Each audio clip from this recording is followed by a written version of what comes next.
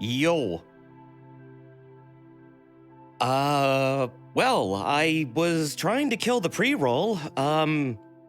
It seems like it doesn't fucking matter if I play ads or not. I did the fucking 3-minute ad thing to kill the pre-roll, right? And it seems like people still get 10 fucking pre-roll ads when they join. What the hell? Literally, I'm looking at my dash right now and it says there's no pre-rolls for the next, like, 26 minutes, like 30 minutes. And then, like, it hasn't apparently played an ad for quite a while? So what the fuck? I have no idea how to react to that one. That is ridiculous. Mason, I don't know a whole lot about Gerbert. I just find them funny. I really don't know much. You're asking the wrong person. I'm just shitposting about them because I think they're a funny little chicken nugget. Anyways, what the fuck? That's fascinating. Neri, can you remind me to talk to Mouseman about this? Twitch will play ads if you're using certain ad block plugins, even to subs. Yeah, but they weren't like... I think they were on the official app. Yeah, if you want to know more about Gerbert, I guess watch Brutal Moose. They did a really, really big video about it. But really, we've just been boasting about it on Sphinx's channel because we've all been kind of just watching it and just laughing at how stupid it is. That's gotta be one of the funniest series ever made. Just, it's a complete fucking fever dream. And the dude looks like a goddamn living chicken nugget. He looks like he's a McDonald's mascot reject. It's amazing. And he sounds like this. It's like he sounds like a little gremlin. And it's got all those like tropes about like loving God and stuff like that, but it's like kicked up to 11. It's hilarious. Anyways, how are you? Hope you're all doing well. I don't know why people are getting pre-rolls. I do not know. I tried to kill them. That's very discouraging. I really hope that's just a glitch or... I don't know. Anyways, let's go play some Dark Souls 2. I just feel like putting this up for a little bit. It's kind of late. I'd like to get started with some of the DLC. We did a lot of like just finishing shit up last time and I guess tying up some loose ends for some quests, but I think I'm ready to just move on now and get going into the DLC stuff. So, I guess now I'm bonking shit a lot. I'm punching the crap out of everything and casting dark spells. We're wearing the King's Armor set, and as far as stats go, where are we at? I'm not really sure where I want to take this build now. I feel like this is a pretty good amount of vitality. I don't feel like I really need to invest that much more into damage stuff unless I want to start power stancing, which that would mean I think I need to get up to 45 dex, but that's not going to be possible with this current build if I want to stay at 150. So I have like 5 levels left before I basically am tapped out in terms of how many levels I want to play at this character. From there on out, it'll be just respecking. And that's mostly because I guess 150 is the like prime PvP range for this game, and I do want to experience the PvP with like, I don't know, the most amount of people and the most variety of builds, and apparently that's the number that most people like to play around, just to keep things like from getting a little bit too crazy. Because then you're the jack of all trades, and that's boring. So that's the low end, 200 is the average. Oh, is it actually 200? Really? So I'm playing on the low end.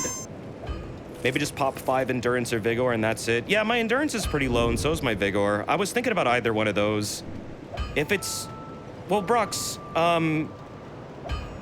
you seem to have a lot of experience with this game. What would you say I would... Do you think I'd have more fun at 200? This game feels like it gets too easy once you become like 150. Unless I Champions Covenant it up, I really don't feel right going beyond 150. Because even like the hard bosses in this game are like a cakewalk at that level. Beyond like Gang Squad and probably Sir Alone, because Sir Alone is actually a really interesting fight where it's pretty much more of a reaction fight than it is like a straight up damage DPS like check. 150 to 200 covers the most active soul memory tiers. Okay. I'll make some decisions. That's interesting. I never really considered 200 being part of it. I thought like 175 might be the upper end. Huh. Well, that's cool. That's a lot. That's a lot of levels. It's a lot to think about. Oh, right. I need to run my backup save shit. Hold on a second. I forgot to boot that up. Like, I'm usually on my VPN with this, and then I also run backup save tools just because I don't want to deal with bullshit when I play this game. Unfortunately, there are still a lot of vulnerabilities when it comes to Dark Souls 2. Even though this game has been patched recently, you probably should do everything you can to protect yourself. I use my Surfshark VPN. Yes, I'm sponsored by them. Yes, I have a code. It's Desert P. It is a good VPN, and that's why I'm sponsored with them, and I like to promote them. No, seriously, they're really good, though. They have WireGuard, and they really are easy to set up, and they have really high speeds. I never really notice a difference when I'm using them, because you shouldn't. So, yeah, I do recommend them, and they have good deals going on. I think it's like 85% off or something right now. I know I'm shilling it up, but it's like, seriously, they're good, and this is the time of year to get one. This is the time of year they do the best deals, so I would say jump on that if you want one. They can help out in PvP games. They can even stabilize connections at times. Anyways, beyond that, I usually run the Dark Souls 2 save backup utility. We have a modified version in our Discord that is made for this version of the game. The original one only goes for the original Dark Souls 2. Neri has modified it to work for Scholars of the First Sin. So if you want that, it's pinned in the Soulsborne section of the Discord.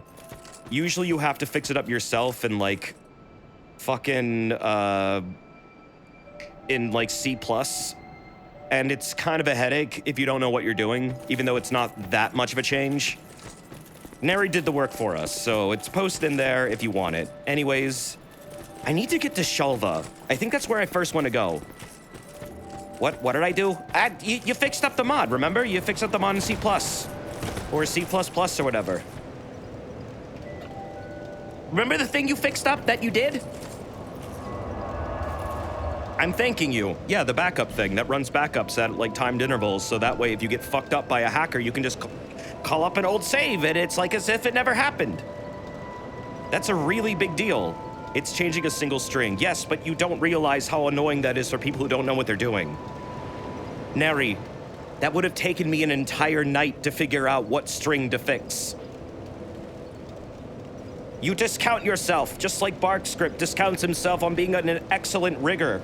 Like, seriously, that dude can rig 3D models like it's no one's business. He fixed a model in 2 days, which took me over a year to figure out. Desert, it's literally amazing what you can do. Open in VS, add pragma, change a string. I don't even know what pragma is. What is that? Like a fucking spaghetti sauce? You don't know what you're talking about. I don't know what I'm talking about. Well, you damn incredible. Pragma balls, exactly. That's exactly where my mind would go. Because I'm stupid. No, that's Prego. Oh, okay, wait. Why do we have a spaghetti sauce called... Never mind.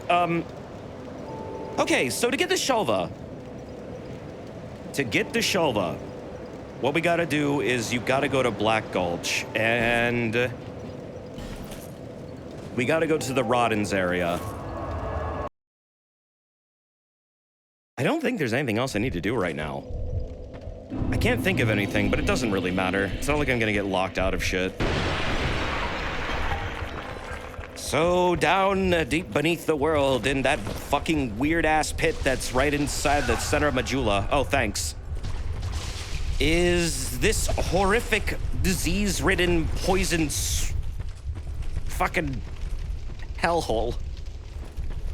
And this is where you fought a giant zombie meat man who had the soul of Nito.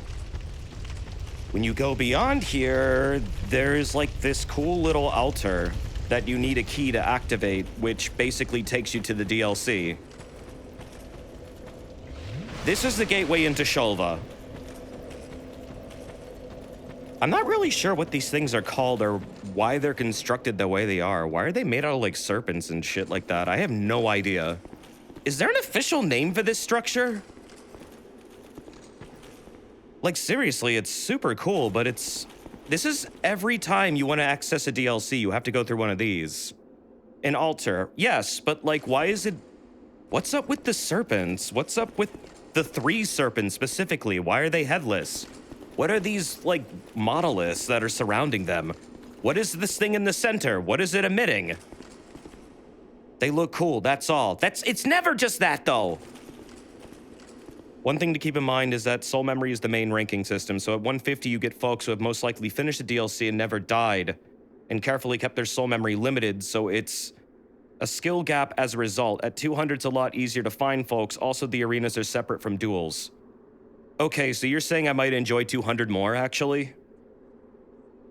Because, yeah, the soul memory thing throws a wrench into PvP a lot of the time. It makes it so I don't know, like, where exactly I should end my character's, like, level when I finish the game. And it also makes it so, like, you'll encounter people that are well beyond you, no matter what you do, because there's no limitation to what soul level you'll play with.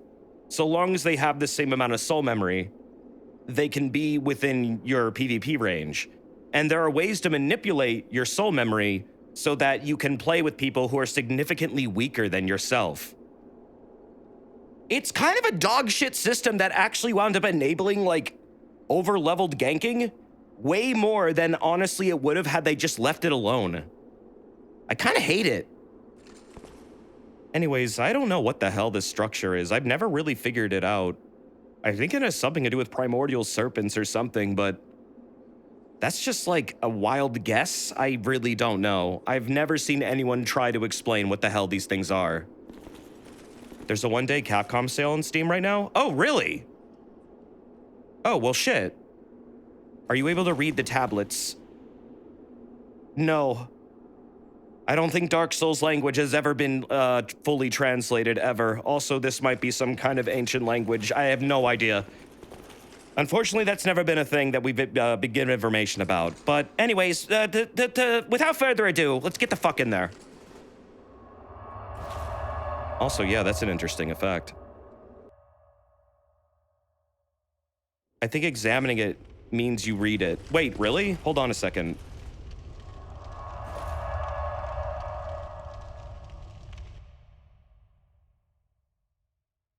I didn't ever think about doing that. Hold on. Oh, well, fuck! I'm an idiot! The city of Sunken King sleeps, as does the dragon within. Forbidden is the path to the ancient king's domain. I've never read these. It never occurred to me to look at these and hit A. I thought when I hit examine, it was talking about this thing. I thought it was talking about the podium! Trespassers will face adversity befitting a monarch. With water dry and a path amiss, woeful temptation is dismissed. Wait, what? Huh? What the fuck does that mean? Water dry and path amiss. Woeful temptation is dismissed. Is that about the curse of want? Is the king emblem serpents or something? Vendrick? No, but this is for everyone. These aren't unique to every kingdom. Like, the Ivory King has this, the Iron King has this, the Sunken King has this. I mean, it could be related to primordial serpents manipulating fate or just the progress of humanity, but who knows? That's not really detailed much in this game. The dragon within is Jorg, right? I think. Or no, that's the dude who slayed him. The dragon within is Sin. Sin is the dragon in Shulva. Jorg is the dude who tried to slay them and then caused Sin to vomit all over everything and kill everyone. Who is the king of this? Who is the Sunken King, though? I never really learned their identity. Or, like, what they did.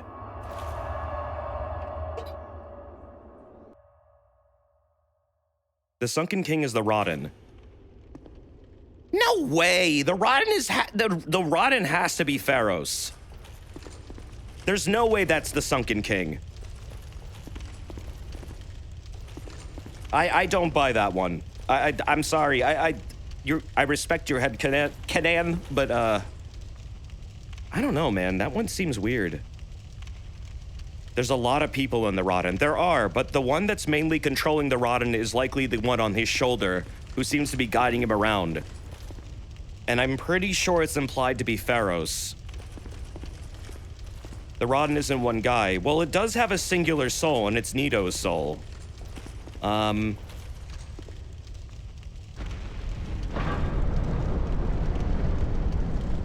yeah, I don't know, man. The Sunken King is a character you don't get a lot of lore about, I've found. Compared to the other ones, at least.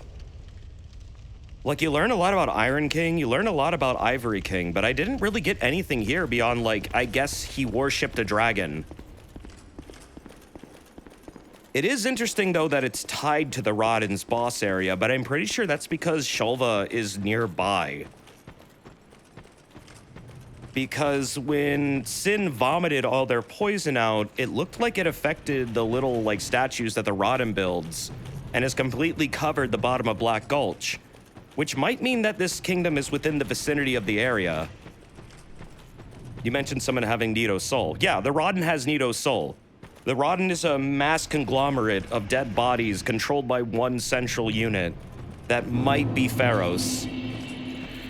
Might be Pharos, and there's reasons to believe that because the same structures are found in the Pharos, like, tomb area that the Rodden is constructing. So there's a link there between those two regions, and if the Rodden is constructing the same structures that are found there, and that area is attributed to Pharos, that might mean that the Rodden actually is being controlled by the soul of Pharos and the soul of Nito. And that's a really fucking cool area. I love the way this area looks. It's neat. So this is all underground. Somewhere nearby Black Gulch, and those things are fucking cool. I'll talk about these later, but I'm pretty sure these are what happens when you try and turn a human into a dragon wrong. I'm pretty sure those are dragon-human hybrids, and you'll see why when I get up close to them. There he is. Hi, Sin. Are you sleepy? He's a sleepy boy. Give him a bonk. No, he's resting. Bye.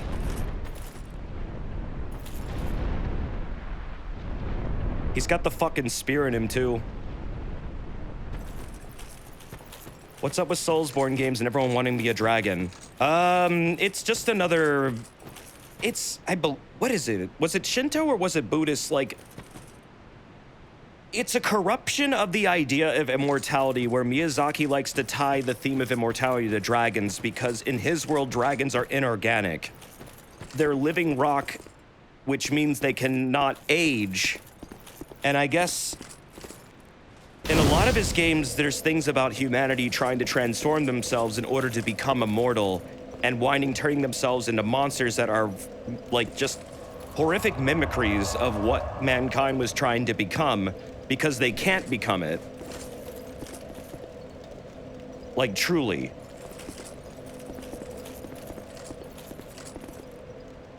And a lot of that winds up resulting in these monstrous mutations that are just horrific abominations of, I guess, life, made out of either fear of the unknown or just a lust for power, really.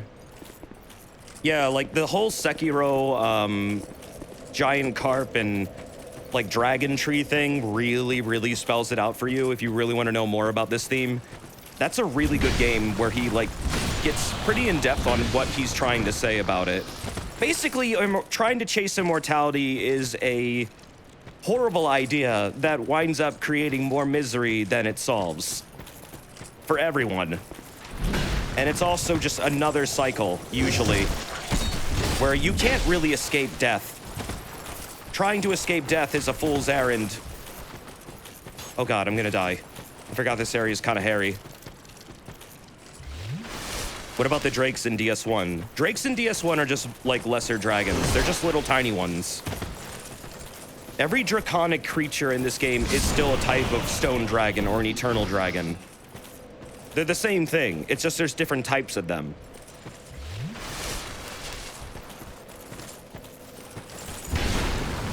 Some are small, some are big, some have 4 limbs, some have 6 limbs, some have 2. There's a whole variety. Some have 5, like Seethe. There's not really a set type of dragon. And dragons aren't really classified into, like, subcategories, like, in a sense that there's a true phylogeny there. Dragons in Dark Souls is kind of a paraphyletic group. Where it's just, yeah, if it's draconic, it's a dragon. Don't really think too much about it. It doesn't really go that much into biology. It's not like Monster Hunter where there are actually classes and orders of dragons that kind of are like, well, this is a dragon, but it's also not like, okay, all wyverns, okay, god damn it. Like, wyverns and dragons are different from each other where I guess there's different clades of them. That's not really a thing in Dark Souls. It's a bit different.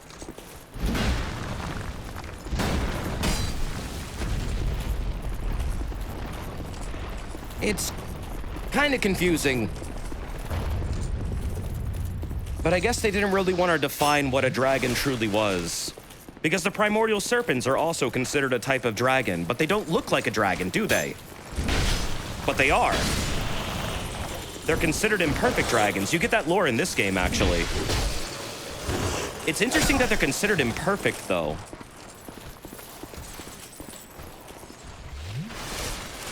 Like, I don't know what the hell that means, and that's never explained. Drakes aren't immortal, I thought. Oh, no, they're immortal in the sense that they don't age. That's the thing. All dragons can be slain in Dark Souls. They are not immortal in the sense they can't be damaged. However, they can never age because they are living rock.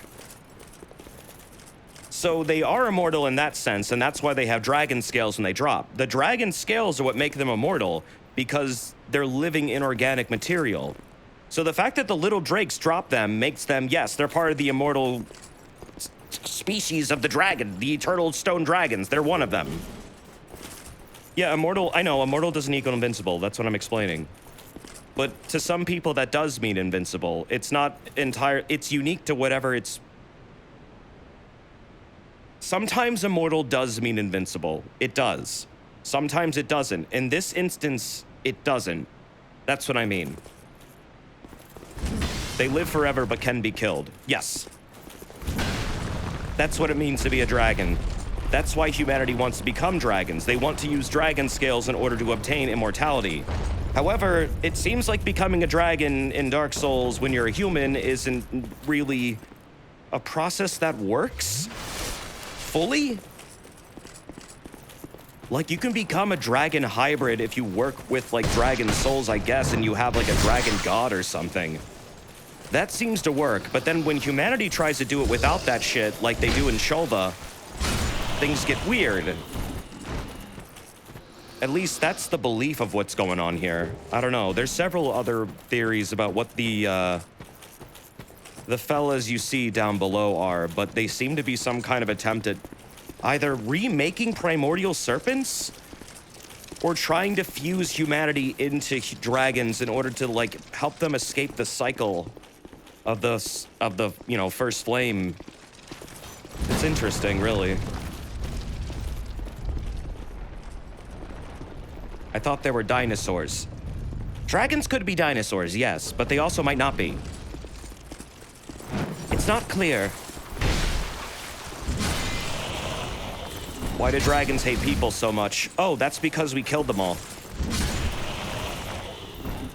Well, Gwyn killed them all, or tried to, or claimed he did. He really didn't, though. Gwyn kind of lied about that, but he did go to war with them and enacted genocide. And the dragons didn't really like that. And the reason for that is because dragons don't like the idea, I guess, of time passing. They kind of want the world to, I guess, go back to an inorganic state of gray? Because that's where they were in power. And Gwyn didn't want that, so he went to war with them with the Soul of Light, which is the Soul of Time. It kind of is the direct opposite of what they want to be. And honestly, I'm pretty sure the only reason why you see dragons moving at all is because of their weird status of living outside of time, and yet they are within time at the same time. It gets fucking weird and meta and confusing, but basically you're watching rock move every time you see a dragon move. This also holds true in Elden Ring, by the way. In Elden Ring, dragons are made out of literally gold. When you cut them open, there's nothing but gold inside of them. It's kind of weird. I really don't know if they're ever going to explain that one. But it does have interesting implications when it comes to the Erd Tree. Because gold is a real big theme in that game. For a lot of things. So what you're saying is we need giant paper. Maybe.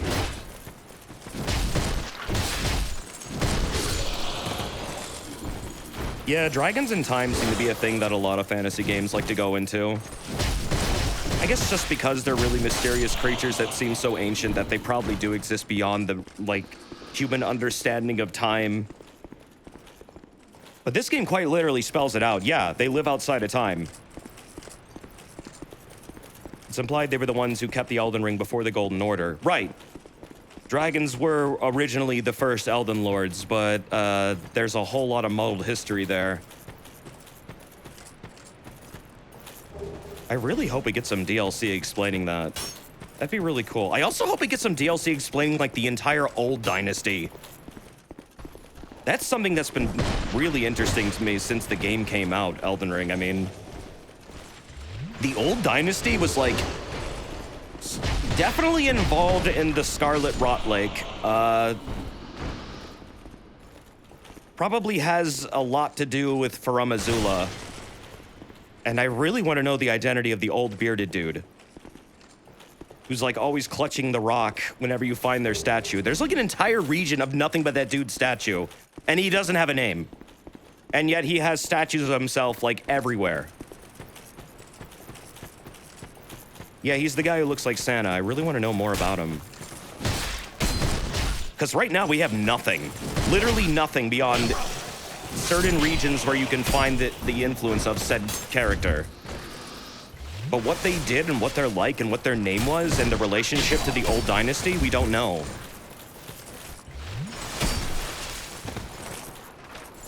Well, yeah, we knew the Shattering was thousands of years before the game began. I don't know if it's a specific amount of time, but it could be countless. The idea is that it's been a very, very long time. It could be 5,000 years, it could be 100 years. It's not clear. And this is a constant thing within Miyazaki's games. Like, in Dark Souls 1, it's debated how long Gwyn had been standing there in the kiln of the first flame. Framp claims it's 1,000 years. However, due to the nature of cycles, it could be anywhere from 1,000 to 1,000,000. It's not clear. In fact, it's never clear because Frampt is also lying to you. Like the entire game. It's not known whether or not Gwyn was there for 1,000 years. It's not known whether or not there was even a prophecy. It's likely that it was all bullshit. Gwyn also probably exists in a realm that doesn't really obey the, like, nature of time. The Kiln of the First Flame might actually be within the sun for all we know. We don't actually believe it might... Well, some people believe it's in Lordran. I don't, because every time you have to access it, you have to go through some kind of weird, fucked up magical portal that requires an insane amount of soul power to activate. And then takes you to some weird metaphysical realm that winds up becoming the fucking Dragkeep. And it just doesn't seem to exist anywhere in Lordran. The geography doesn't make any fucking sense.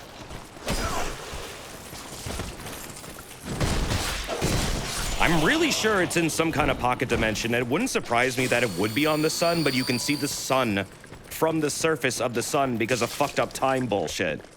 That would make it a singularity. That would be fucking cool. Imagine looking into the sky and seeing the sun that you yourself are standing on. And then you potentially could see yourself. That would be really fucking weird. But that's so Dark Soulsy, it's probably what it is. It's not really meant to make sense, I think. But yeah, I think it's in some kind of pocket dimension. I think it's the first flame itself, which could be the sun, which would explain why the sun is like bleeding and being corrupted by the events of Dark Souls 3 and has, I guess, the dark eating it from within. Because it's been fueled by dark for so long that it's probably becoming destabilized. Desert, my hot pocket is becoming cold. Can you delay the stream for 16 hours while I heat it up in my smoker? Thanks, bud. Tell you what, you can pause the stream for 16 hours and rejoin us later. And then it's like as if you never left. How about that? Does that sound good to you? God damn it. Remember to find the sad tree man. Oh god, yeah, I gotta find that dude. I need to get the bonfire up there. I'm trying to remember how to get up there.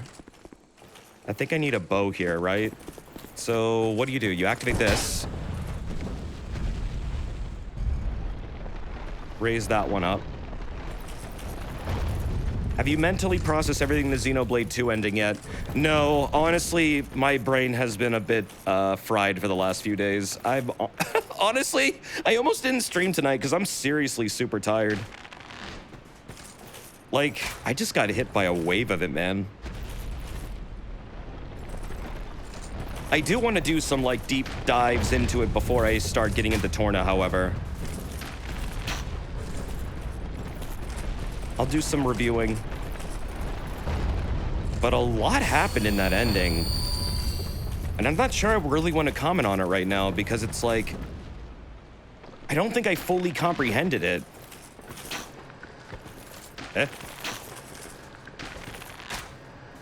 There's one behind that thing. Why aren't those breaking? Get it! Is that not where it is? Why aren't they breaking? You need a great bow? Wait, seriously? I don't think I ever needed one before. Did they change how these work?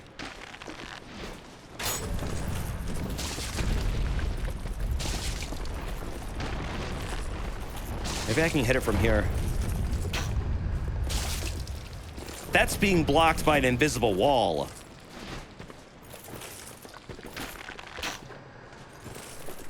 I didn't think it was that complex lore-wise, just character-wise. Lore-wise, it's incredibly complex. Xenoblade 2 is like a massive amalgamation of a bunch of different realities clashing into each other and creating a new one. It's both the old world and the new world, like, I guess, being restored into one another. It's weird. But then also it's tying into Xenosaga, which is even weirder. The fact that it's invoking Xenosaga is really fucking interesting. And I need to think about what that means for the rest of the series. No, I know you can just drop onto the pillar. I'm aware. I was just thinking I could maybe skill shot it without having to do that. But yeah, that's the easy intended way. Whatever. I don't even know why I was trying to do it differently. This fucking thing! I'm convinced this is like cut content. This is one of the weirdest things I've ever seen in this game. Let me clear these fucking things out first. Because they're really goddamn annoying. Oop.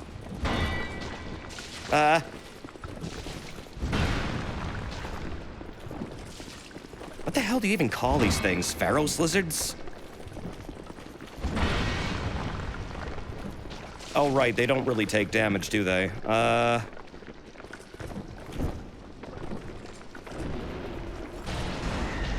You can't even lock onto them! There we go.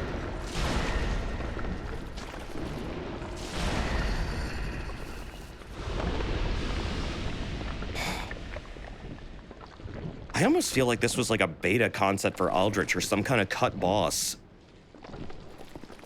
Because, like, look at it. There's like a walkway leading up it. And then some kind of like basin in the back of it where you probably would have fought something. It could be, yeah, did I say Aldrich? Sorry, I meant Aldia. Similar names, sorry. This has always been an interesting thing, because, yeah, like, look at this. It definitely winds around. You're definitely meant to walk up it, maybe. And there could be, like, a massive weak point there. Cursewood? It could be. It's maybe something in, like, Huntsman's Copse or something. Why is it tiny? I guess maybe they just wanted to put it somewhere because it looked cool. But the lore behind this thing is... there is none. No one knows what the hell this thing is supposed to be or why it's in this city. Some people think this could be the Sunken King, or some important figure that got cursed into becoming this. But what's interesting is it has a very unique interaction, specifically with whip weapons. Where if you take a whip that you found right next to it, you can do this.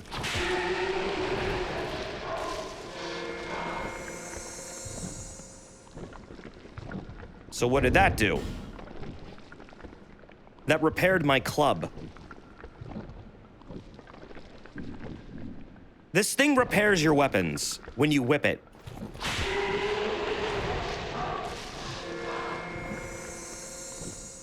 However, if you whip it too many times,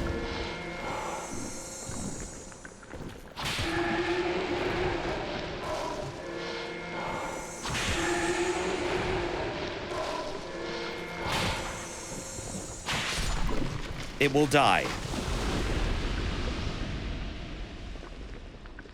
It's not immortal. Here's the thing. It respawns, but it only will respawn 12 times. It's called Pagantry. Right, yeah, Pagantry. It does come back, but if you kill it 12 times, it will never come back. Also, Champion's Covenant does not respawn it. So don't fucking kill it more than 12 times. You shouldn't be doing that anyways, but I was just demonstrating. It'll come back, it's fine. I don't think it's enjoying it. I think it's getting tortured. It's screaming out in pain. Why 12? Oh, 12 is just the limit for everything despawning in this game. If you kill an enemy 12 times in this game, it will be despawned, and it will not come back until you get Champion's Covenant or Bonfire Ascetic. Both of which vastly raise the difficulty for said area you find enemy in. That one is unique in that it doesn't come back. Oh, I think I forgot to raise that one. Maybe I can make the jump still. Or, wait, no, it's just that one down there. I can drop down. You can kill the poison spit tortoises by shooting items in the tortoise's head. Oh, that's a good point. Yeah, I didn't think about that. Thank you. Also, Connor, thank you for that gift. Thank you for the sub earlier, man. Yeah, we're doing some DS2 tonight. Just a little bit. Not too much. It's pretty late, and I'm kind of tired. But, yeah, I figured this would be nice to do, just to get the DLC started and say, hey, what's up? Just something to do. I like this game a lot, too, so, I mean... it's a nice way to just... spend your night, really. Oh, wait, that lowers that one. That lowers that one, too. Wait, how do I raise this one?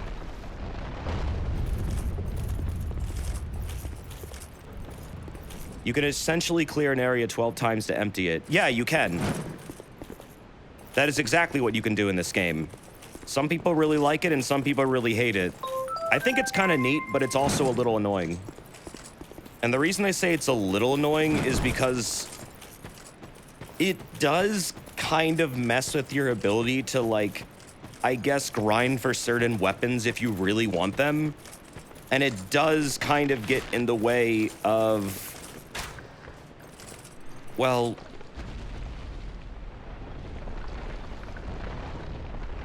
I guess just leveling in general, but then it also plays into how soul memory works. Wait, Hold on. I'm not finding the right pillar to strike here. Where is the one I want? Now I've lowered all of them. Where the fuck is that one? That's not it either. Okay, this one? Hit that.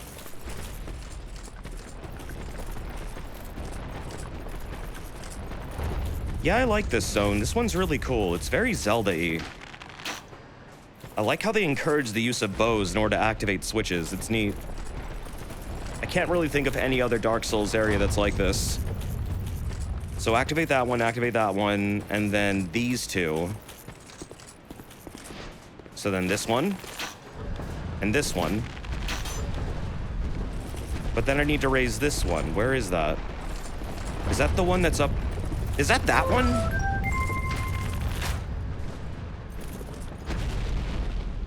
Yes. Okay, it was. Oh, gosh. That's a lot of notifications. Sorry, sorry I'm not getting to these really fast. Bazaka, thank you for the raid earlier. Thank you, man. Aloha Raida, thank you for the 4 months. Another month of enjoying hands down my favorite streamer ever. Hope you're doing good. I'm doing okay. I'm really tired lately, but I really appreciate that. Thank you. It's nice to know I can be someone's favorite streamer. I know people say it to me a bunch, but it still really surprises me every time. Thank you very much for that. I appreciate the support and the kind words. Also, Hoff, thank you for the bits, man. Oh, yeah. What is this Splatoon thing this week? Like, fire, water, and what's the last one? There's 3 of them now. I'm not sure what team I'd pick. I still don't have Splatoon 3. You're losing a lot of frames or you're just buffering? It doesn't look like I'm losing frames. Is anyone else dipping? Really? I'm not losing anything on my end. Twitch says it's fine. Not just me then. Weird. It's chill right now. Twitch is being Twitch. Yeah, Twitch says my connection is excellent. That's really weird. Huh. Oh, fuck, hype train!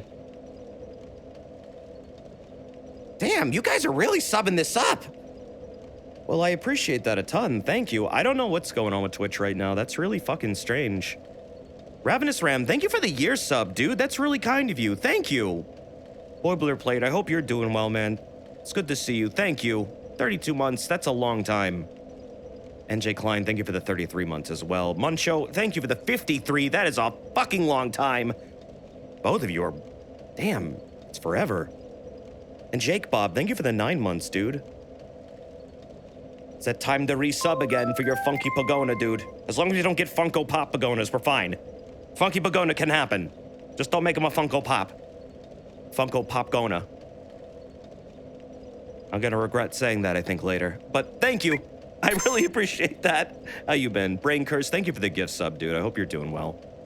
And then Bruxima, thank you again for the bits. I really do appreciate that. It's very nice of you.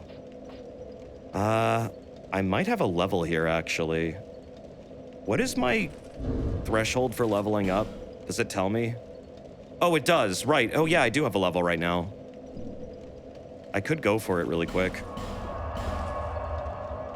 Read the message. LOL smunk wild. Smunk! Don't smunk. That's illegal. That's okay, you can spunk it up. I don't care. I don't care what you do, so long as it's legal.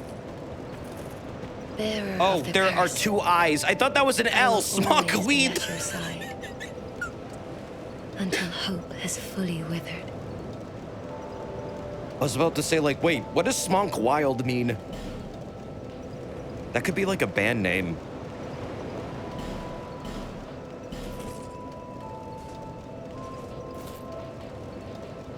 Let's see. I probably just want to add, like, Vigor. Or... No, let's do Endurance, because I'm honestly running out of stamina really fast. There's no need for anything else right now. That'll increase my poise as well. Let's do that. Yeah, like yeek. Or is it yike? How do you pronounce that game's name? I never figured it out. I never really cared to understand it either because it seemed like it was really dumb. Yike? Yeek? Yak? Y2K. It's literally Y2K. Are you fucking kidding? That's so stupid. Literally no one is going to read it that way. It's supposed to be Y2K. Then just make it Y2K! It's about the turn of the century. About to turn my ass away from it, because I ain't playing that shit. I don't care. Go back to Shulva. What would be a more entertaining game to play? Yeek or Lisa? Lisa, every day, 100% of the time, 24/7, forever. Lisa is an incredible game. Don't compare it to Yeek. Lisa does not deserve that at all. I fucking love Lisa. Lisa is actually like an incredible game. If you've never played it, play it. Play The Painful. It is really fucking good. Lisa the First is just a really heavy game.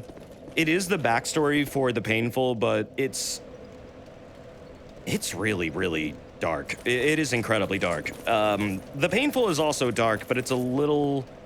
I think it's easier to stomach because it balances out with some humor that kind of wasn't in the first at all. Desi just playing Lisa for the first time on its hardest difficulty casually. That was an interesting experience. I mean, it can be done. I did it. Painful mode isn't impossible. It's just, yeah, get ready for some serious shit. Because it ain't easy. You're saying Lisa is a geek, like, why are you offending Lisa fans right now? Like, what are you trying to do? What have we done to you? That game is a goddamn experience. Like, seriously, play through it. Wait, when was this that you streamed it? That was like 6 years ago.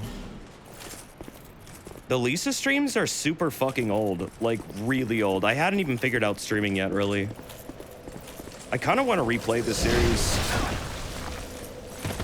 It looks like Earthbound, kinda. Yeah, it is. It was inspired by it. Like, yeah, it's one of those quirky Earthbound-like indie RPGs, but at the same time, it's probably one of the best of its class.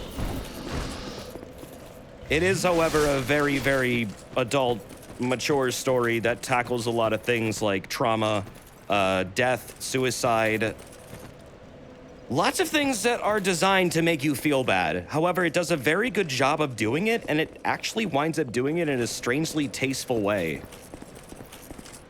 It's based off a book, I believe, called Children of Men. Yeah, drugs, assault, just lots of really, really hard to cover topics. And yet it doesn't do it in a way that feels wrong.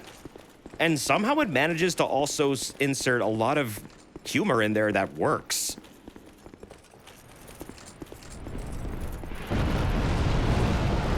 Oh, hi, Sin. Yeah, fuck those two undead in particular. It also does capture the Earthbound style really well. I mean, it's basically like an adult Earthbound game, honestly. But the writing is pretty fucking good. It doesn't feel distasteful, basically. Yeah, it doesn't. I mean, there are some things in that game that I would say, yeah, they're really fucking edgy jokes. Really edgy at times. Extremely so. I don't think it makes it a bad experience for it, however. Some of the jokes in the game, I think, go a little bit too fucking far. Still, at the same time, it is a very, very good indie game and a really, really good piece of writing that I think you should experience. Yeah, there are things that are purposely distasteful in the game, but they have a point behind them usually. Nothing's perfect in this world. Enter in the ziggurat. Oh yeah, we get to hear this haunting theme throughout this. That's the queen singing, right?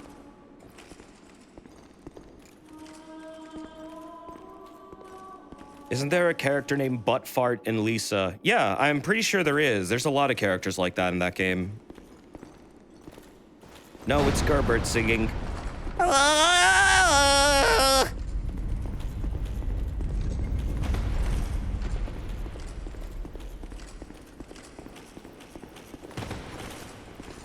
They're singing for Sin. Oh, to keep them asleep? Wait.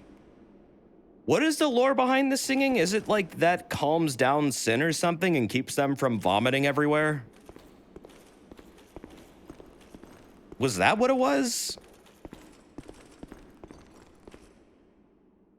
What is the lore behind these dudes?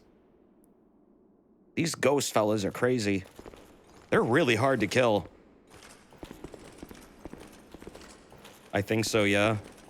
So the lore of this area is the Sunken King died when Jorg tried to kill Sin because Jorg was a member of the...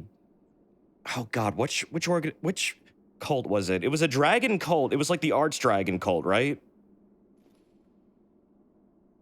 I think. He came to Shova to slay Sin, but they were also trying to like utilize the bodies of dragons to find immortality. The Drake Blood Knights, right? Darn. Oh shit! Wait, there we go. The Drake Blood Knights, they use dragon blood to obtain immortality, or that's what they were trying to do. But when he tried to kill Sin, Sin just wound up vomiting all over Shova and killing everyone in the kingdom. Yeah, they believe drinking dragon blood makes them transcend. Right. That didn't happen. All that did was just piss off Sin and make them vomit everywhere and then kill everyone. And I guess now they sing to Sin to make them go back to sleep so they don't do it again. But the queen that's here now... Did she ever meet the king? Like, what happened to the king? Did she kill him? Did she meet him? The Sunken King I just don't know a lot about. It doesn't feel like we ever got an explanation for them. Other than they ruled over Shova until they didn't. The king sailed for Korodai. Are you sure? I thought he went to Gamelon. Was this before or after the king went to Gamelon? Elena was the high priestess of Shova, so she probably knew him. Right, so she was the high priestess.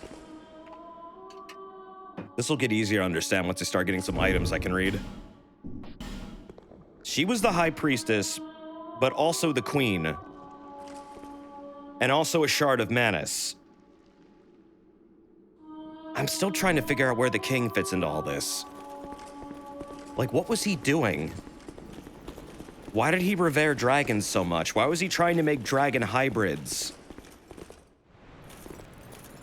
Was he also trying to obtain immortality? How does your character know the backstories of all these items? The magical lore fairies inside your brain. That's a good question. I've never known the answer. Magic. A wizard did it. Oh, wait, I could really use the spell Yearn right now. Do I even have it? Yearn makes this place a fucking cakewalk.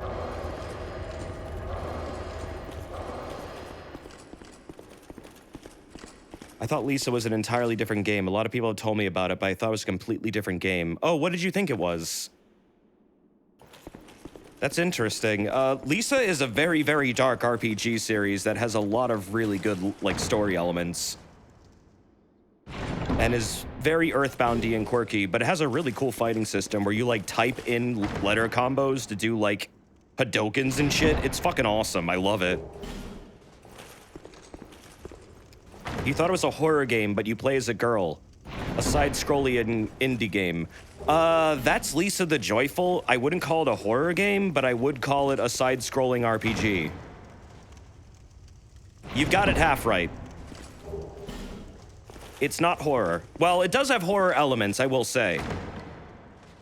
There are horrific things that happen, there are mutants, there are monsters to kill, and there are life or death moments that are traumatizing to the characters and result in a lot of fucked up shit happening, which, yeah, that qualifies under horror, I believe. But I wouldn't say it's primarily a horror game like Silent Hill.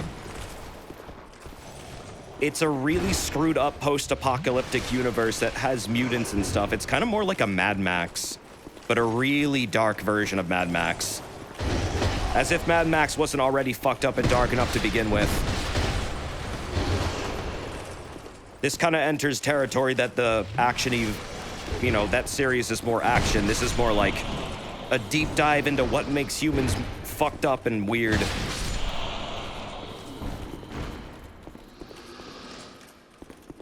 Horror, thriller, yeah, I guess you could call it like more of a thriller.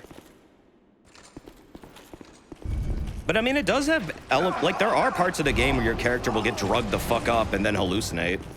That happens a lot. So, I mean, there are psycho elements of it like that. Oh, fuck. Do I have any repair powder? Fuck, fuck, fuck. Yes.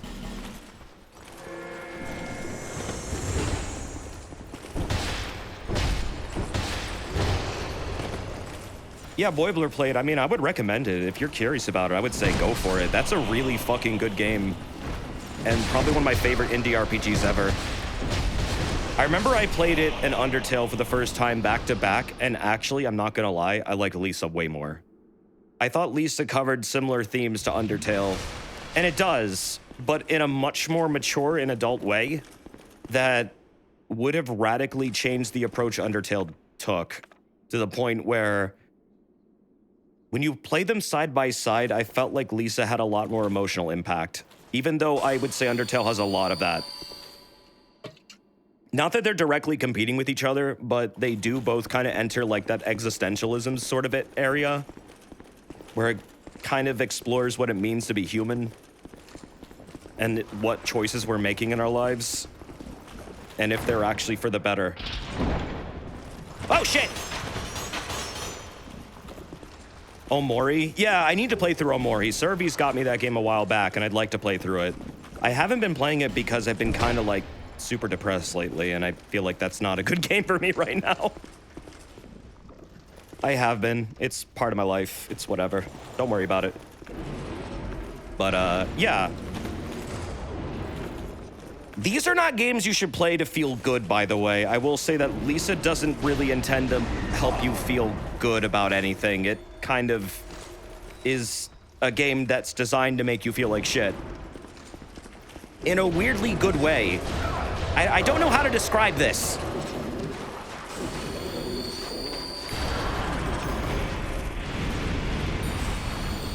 It's an interesting ride, I guess I'll say. It's designed to make you feel things, and it does a very good job at that. It is called The Painful. Yeah, I know, right? But even The Joyful is kind of an ironic title, because that game makes you feel the most like shit.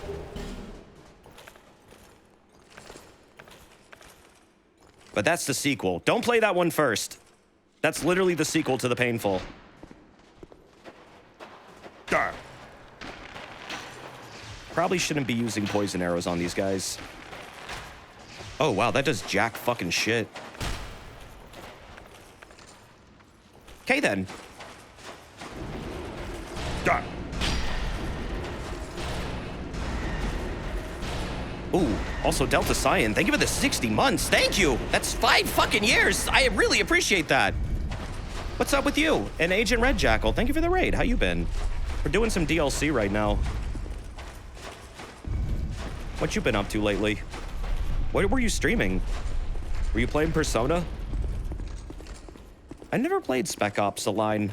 Are you asking if Lisa the Painful is similar to Spec Ops: The Line? I have no fucking idea, but I would guess no. I would guess Inventor, no. You were playing Shin Megami Tensei 5 with mods? Oh, nice. Yeah, I haven't gotten into that series at all. I'd like to at some point. It seems really good. Ooh.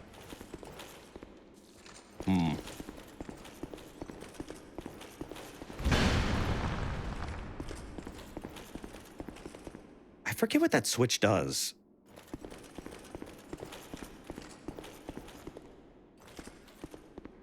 Up and short lever ahead. What does this one do? I guess I'll find out. God, this area is Zelda as fuck.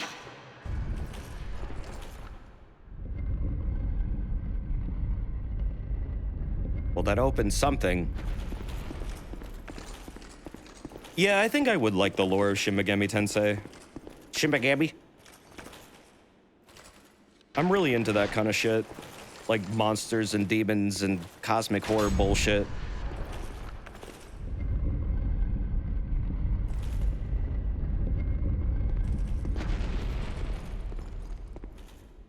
Desert should not play Persona 5. He would be at it for over a year. Oh, okay. Well, I guess I'll just take my copy that I have still in its shrink wrap for the last 5 years and just throw it out.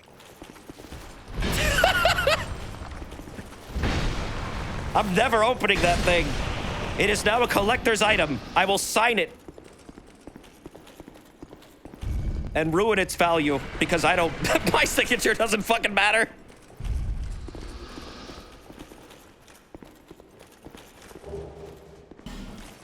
Give it to chat.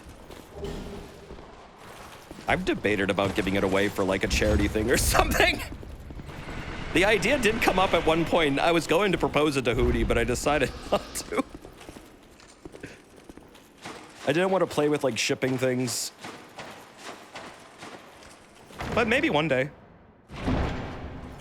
That could be a really stupid thing to give away. Just for fun. Playing vanilla Persona 5 is a bad idea anyways. I've heard people like that version over the new one sometimes. It kind of comes up to your preference. I feel the game shouldn't require you to use a bow. I mean, by this point of the game, you're likely to be able to use one anyways. And I mean, the only thing is, you don't need stats to use the bow. You just need it to do damage. For the switches, you don't need to care about the stats at all. You just have to whip it out and fire it, and that's it. Like, you're likely to have a bow and arrows on hand no matter what by the time you get here. Unless you're specifically, like, selling them and getting rid of them because you find them icky. Does anyone prefer vanilla DS2 over Skulls of the First Sin? Lots of people do. I don't really give a shit about which version I'm playing because I beat them both. Well, I've beaten the original, and I'm pretty much at the end of the Scholars of the First Sin. I think they both do things differently in good ways. I think that I can't really recommend one over the other. I feel they're both really, really similar in the ways that matter and different in ways that don't really make them better than the other. Because sometimes areas in Skulls of the First Sin, I'll say, are ridiculous compared to the original. Sometimes in the original, I'll say, this area sucks and Scholars did it better. At the end of the day, they both kind of equal out. And I find I don't really prefer one over the other at all. So it's kind of hard to say which one is actually the better version.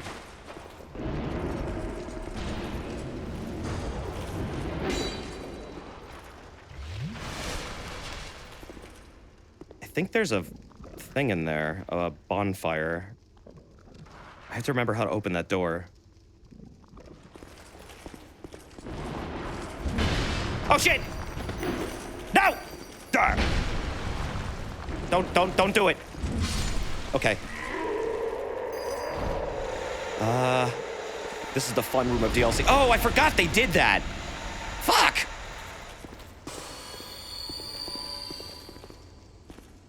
Gotta keep a lookout for these weird ghost dudes too, because they actually are not really ghosts. They will kill you really fast. Gotta go in here to get rid of them.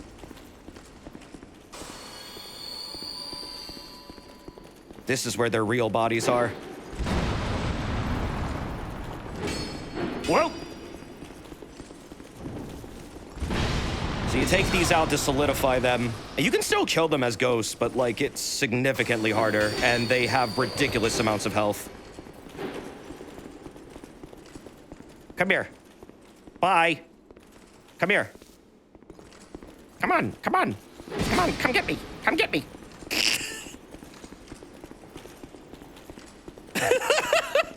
Come on. Do it.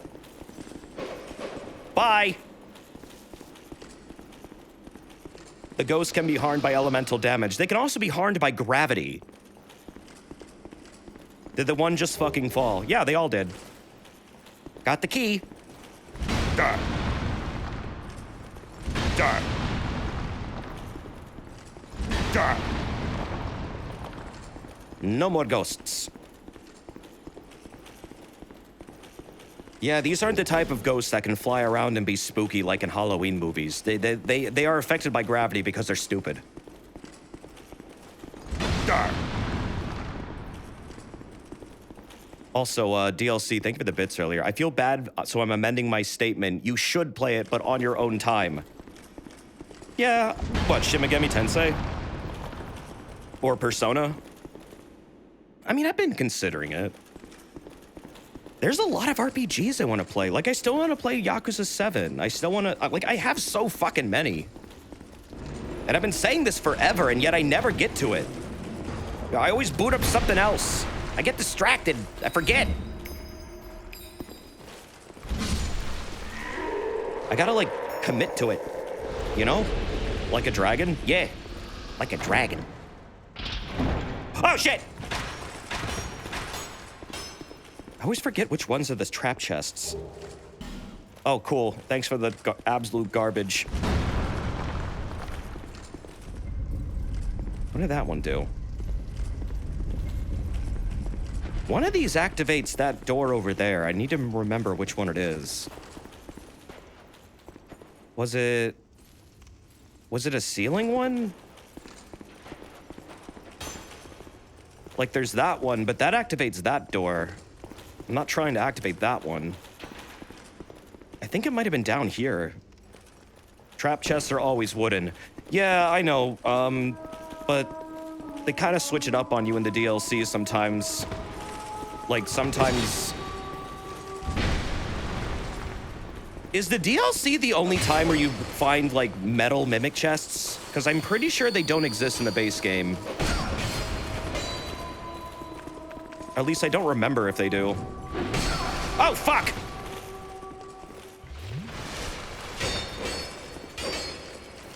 Desert. What? No, they are in non-DLC areas. Oh, okay. You literally got obliterated. Oh, yeah, that's right, I did! But was that a Scholar's change? That was a chest that was different from the original. There's one in Seldora, right, but that's not in the original game. There's one in the spider mines. Okay, maybe I'm just misremembering then. Yeah, I think you're right. They added some in Scholar. Okay. Where is this thing? I thought it was up here. Oh, there it is. Found it. This one fucking had me going nuts for days. When I was trying to get all the bonfires without cheating. That fucking switch. That was the one that drove me nuts. Had no idea it was there. You too? Yeah, that's a bad one. Darn. Get bonked, bitch. One of the OG metal chest mimics is in Earthen Peak. Oh, is it? Okay, yeah, I'm definitely misremembering then. Booyah.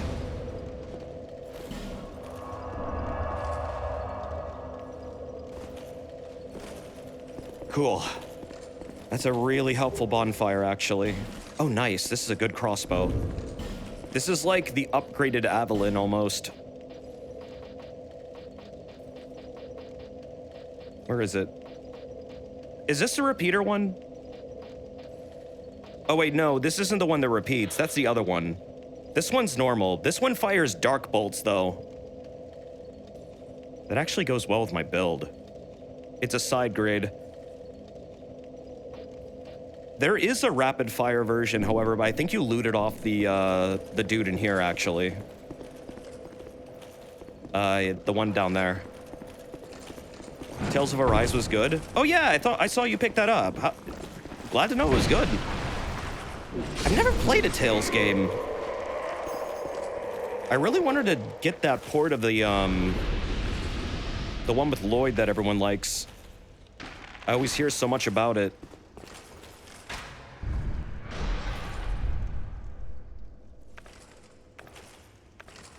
You should fix that. Symphonia. How is the new version? People liking it? Is it good?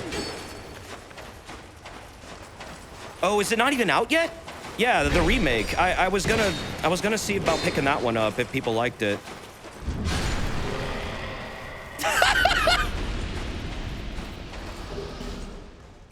Good.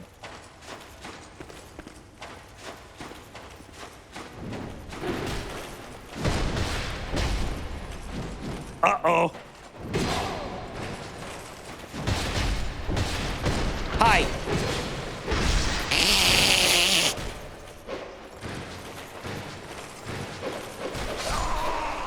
Bye.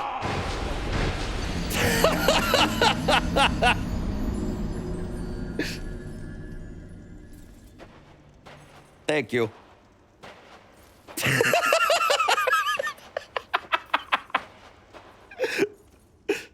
Good shit. You are never safe in Dark Souls 2. Welcome to Dark Souls. That's a good invasion name. Streamer Hunter. Da, da.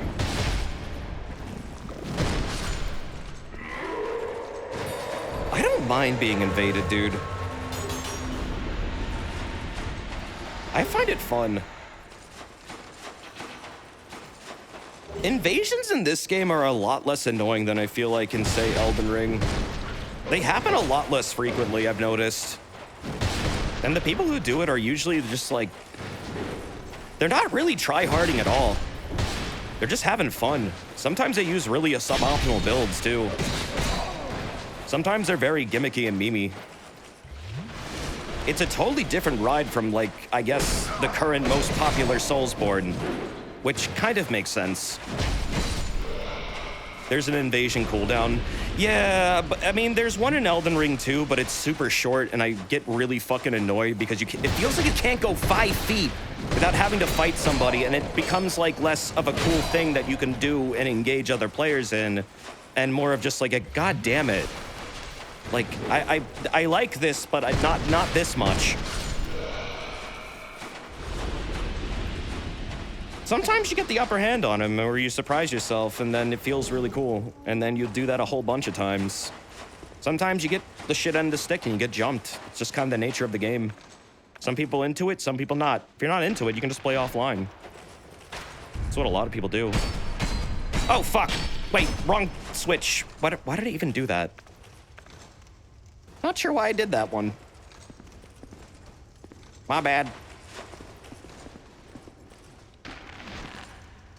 I was trying to rotate this thing. I forgot how to do it. Oh, yeah. You gotta hit it in there. Or... Was it this one? No, that opens that. I'm glad people are enjoying Frontiers, man. I really want to pick that up. Dragonstone. I heard Mike Pollock is just like an absolute legend in all of his scenes. I mean, as expected, but like when he actually has good material to chew on, he fucking shines, man. I really want to see it. I haven't spoiled myself at all, but I don't know, I really like his voice acting. And I really like Ian Flynn's writing. Just seems like a game that I would really enjoy. All the VAs are killing it in the game. That's awesome. That's really fucking cool to hear. If you play Frontiers, I will stop asking for Tales at least for 6 months. Allie, you and I both know that is not going to happen. I will play Frontiers, and then you will ask again the next week while I'm playing Frontiers, when are you going to play Tales of Symphonia?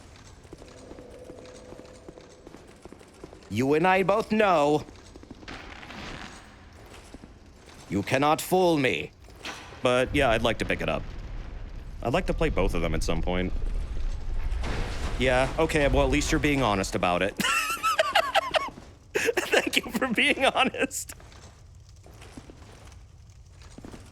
You're going to start playing Tales? I'm not gonna say anything right now. It's just been a series that I've wanted to start. The remake makes me interested because I heard the Steam port of the original version wasn't that good, and it has like an FPS issue where it kind of isn't the right frames per second, and the GameCube version is apparently better. But with a remake on the horizon, I kind of just want to get a remake. Like, if it's actually good, I would like to just be patient and wait for that.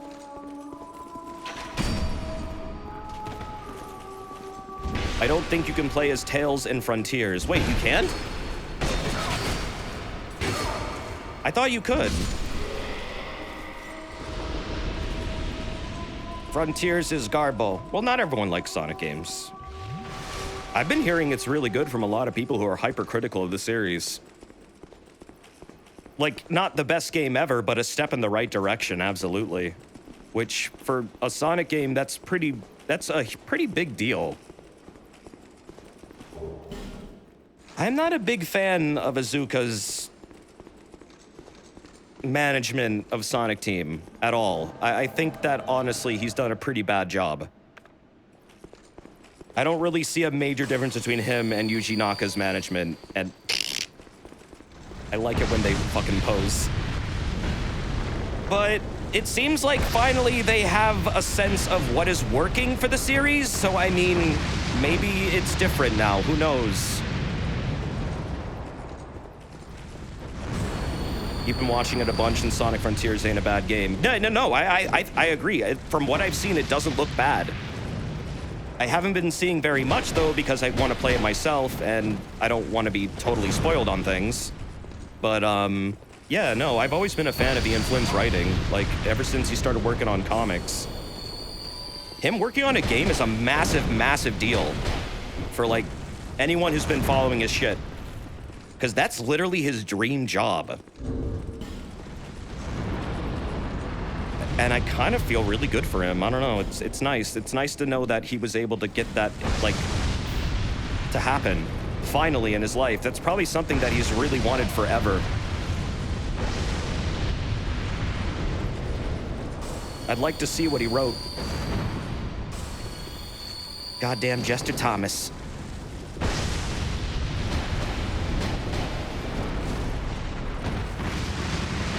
Oof! Damn, this dude hits hard. All right, bye. Whoa! Please steal the clown's costume and wear it. Oh, you can buy it from that merchant dude I gave the dragon egg to. It's believed this guy might be that merchant guy, but also he might not be. Oh, fuck.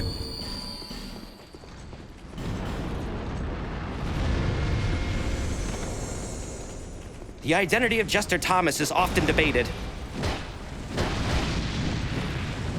Whew.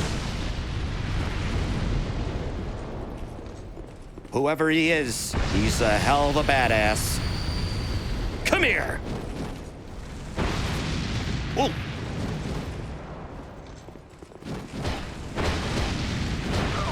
Oh, shit!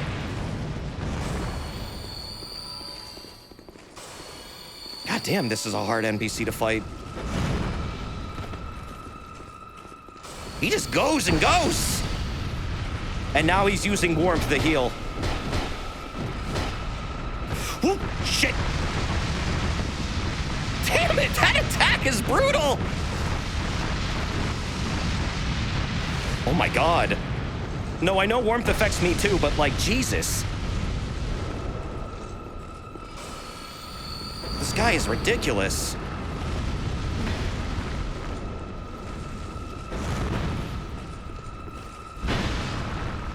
Come on, come here. Boom! Smashed. Nani?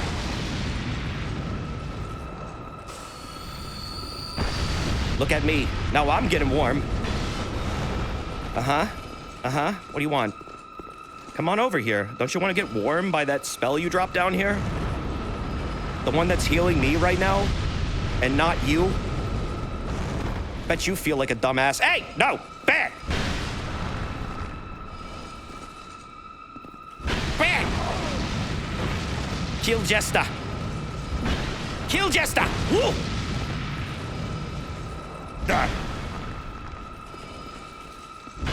Oh, damn it, I'm doing that way too early.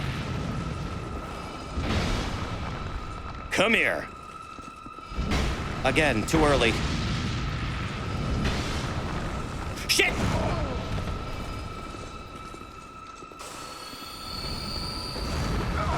God damn.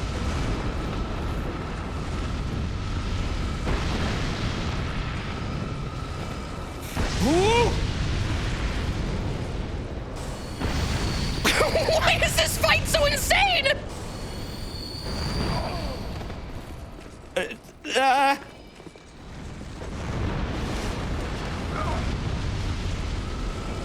Stop!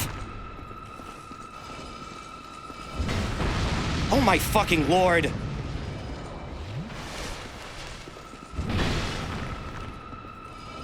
Come on!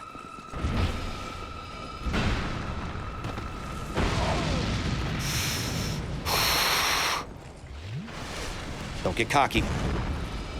Come on, no! Bitch!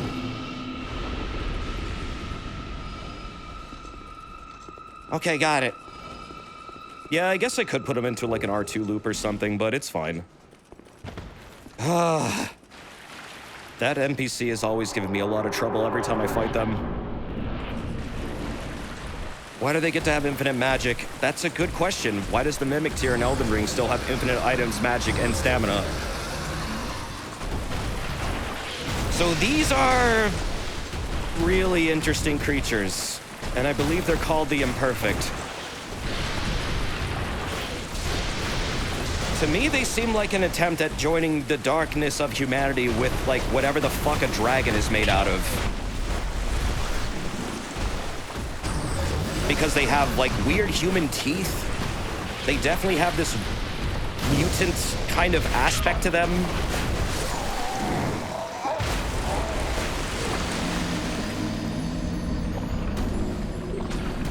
These are definitely some kind of weird experiment and an attempt to make humans dragons to get them out of the cycle of the first flame, which is a thing that it's implied that a lot of kingdoms have tried to do, even before Aldia tried to do it. So this is almost like a first run of it. The results of those experiments would eventually result into the Emerald Herald, but these really could be human-dragon hybrids. Yeah, they also could be primordial serpent hybrids as well. There's something weird going on here with them that we never get an explanation about, but seeing how their constant theme of the game being Aldia might not have been the first person to try and make humans into dragons in order to have them transcend the limitations of the cycle and get them out of the trap of it. Like, this could have been another attempt at it. Just like how Vendrick wasn't the first person to make golems. That was actually the Ivory King.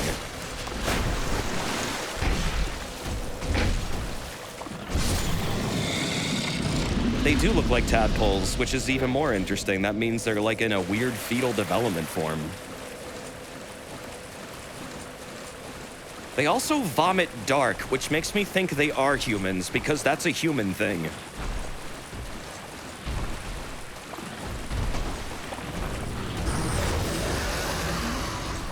Speaking of dark, I think I was saying I was going to go fight Dark Lurker today. It's whatever. Dark Lurker's kind of hard no matter at what point you fight them, I'm gonna be totally honest. They have a damage nullification thing where literally, like, you can take their weakness and it does fuck all to them. And they kind of hit like a truck no matter what. But yeah, that's dark.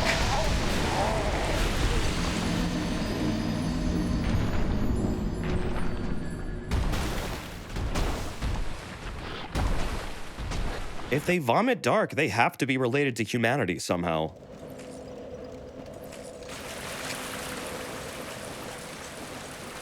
Remind you of the pus of man. Yeah, I think they do remind me of pus of man as well. Which is humanity going out of control. And they just kind of stumble around down here? I don't know. This whole area is really wild lore that is very, very loosely explained. But then you also have the rows of teeth behind their, like, first row of teeth, and I don't know what the fuck is happening there. That reminds me of Manus, to be totally honest.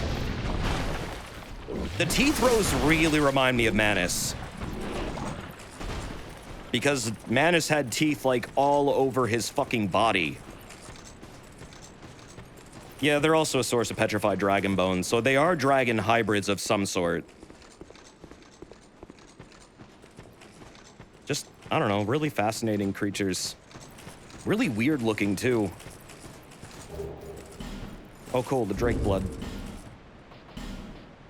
Drake blood fellas are the people who invaded here to try and kill Yorg. Or, not Yorg, Sin. Yorg was a Drake blood knight.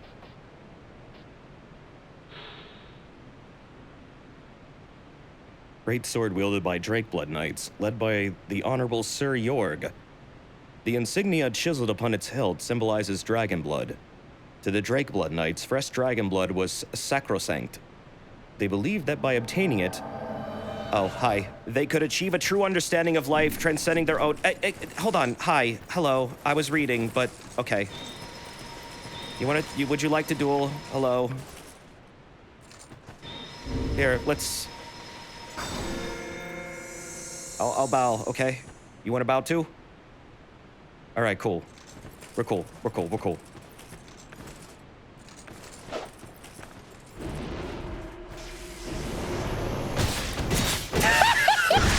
I probably should have did that before we got started.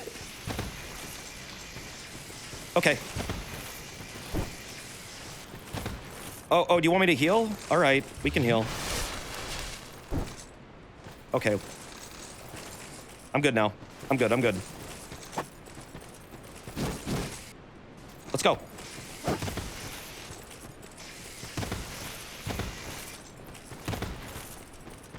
All right.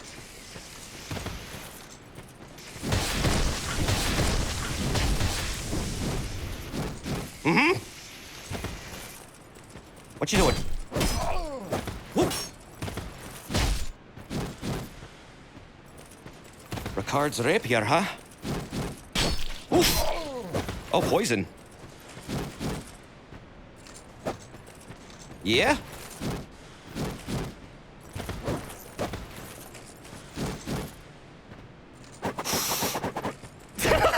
Nice weapon art. That's a good one.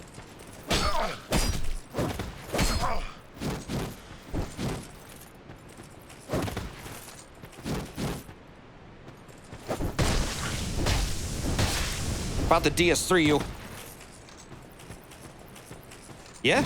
Ready? You're gonna fucking crit me, aren't you? I see that katana!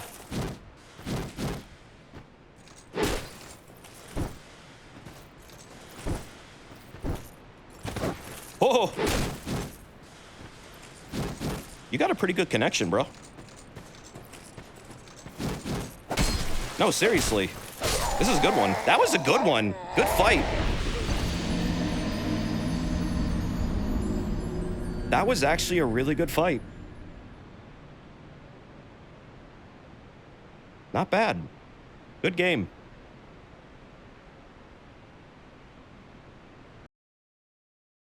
Huh. The netcode for this game is a lot better than Elden Ring's, I'm not gonna lie. Nah, they were actually, like, legit. That was a very fair fight. We got weaved on. Yes, I did, but it was a good one. That was a good player. I like how they let me heal, too, when they realized I wasn't ready yet. I just need one buff. I forgot to apply it. See, that's the kind of invasions I like in this game, when people are just trying to have fun. That's the way to do them. I mean, you can also just be a dick. Like, that's also in spirit of the game, but I don't know. It's fun. I don't mind. You got girl bossed. I did. You're right. I did. They earned it. They beat my ass and girl bossed all over me. The Drake Blood Greatsword was buffed to have 140 counter damage in the Scholars of the First Sin update and does stupid damage now. It's so good. Oh, really? Nice. Cool. Wow, this DLC is over really quick when you know the route, huh?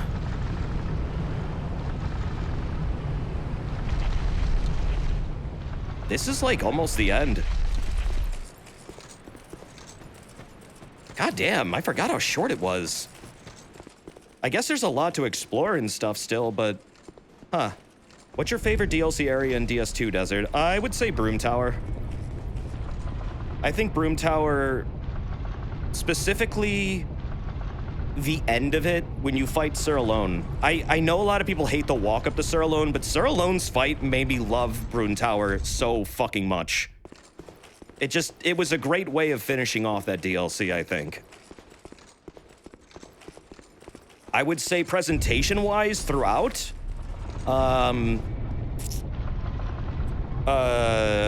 Ivory King. I like this one for its dungeons. I like Ivory King for its presentation because it has the strongest, but I think Broom Tower has the best boss fight out of all of them. Sir Alone is just a very fun fight that's extremely well thought out, and I love the constant nature of clashing with the boss, being just like a core mechanic in the fight. If you try and take him on other ways, it doesn't really go well. You have to basically samurai clash with him over and over again until one of you is not standing anymore, and it's just... There's not a lot of fights in this series like that. A lot of it is just you just like wailing on a guy and just, I don't know, you're not really clashing with them so much as you're just exploiting openings. But with him, it's like literally you are both charging at each other over and over and over again. And trying to like get the upper hand each time. And he like resets too. Like you both go back to neutral. It's a really good fight. I don't know. There's something about it that's super unique. Fight alone with a katana for true honor. Yeah, honestly, I think he's actually somewhat weaker to katanas too, so it's like to incentivize you. Oh, whoop. Meant to go to Majula. Ivory King is the coolest character, though, I think, in this entire game. It's a toss-up, I think, which one is my favorite. If I were really to think about it, it really is a toss-up. Bearer of the curse. There's so many things I like about each one. And like Shulva. I think Shulva is really cool for its dungeon progression. I think Shulva feels the most like a Zelda game.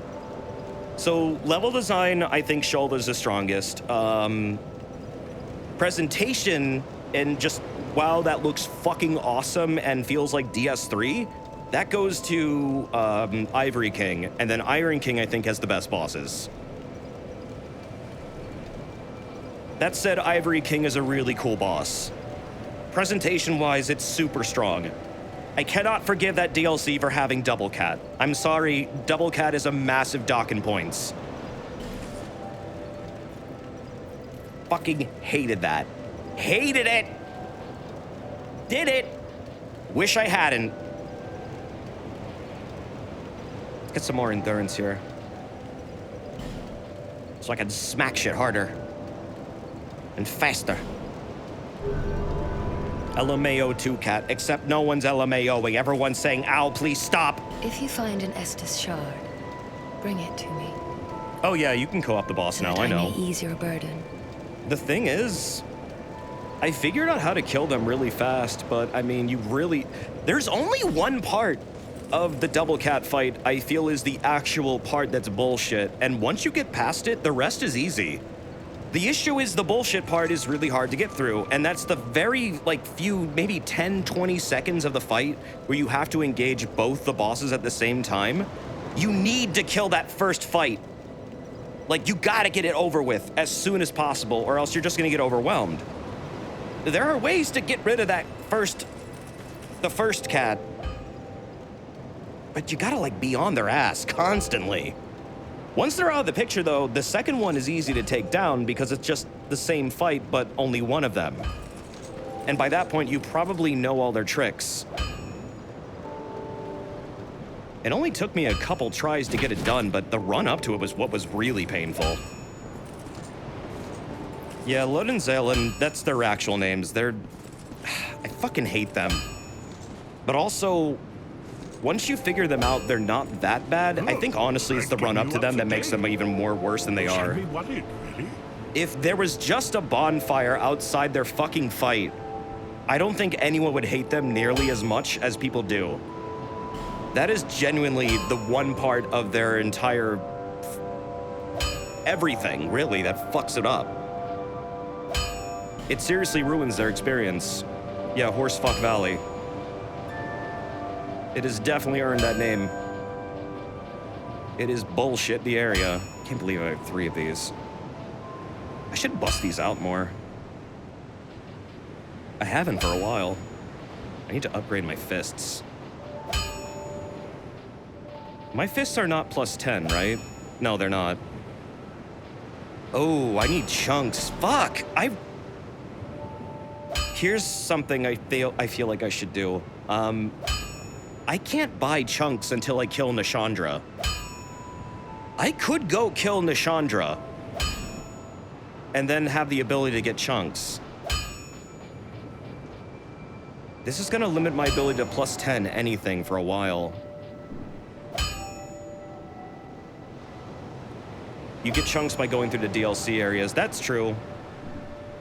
But Desert, killing is wrong. No, Nishandra deserves it, trust me, she's an evil bitch. Literally the most evil character likely in the series, next to Gwyn. If you make it back. Also, if you kill her, you get the ability to buy chunks forever, and it's actually a super good reward, because this actually prevents you from fully upgrading anything for a while.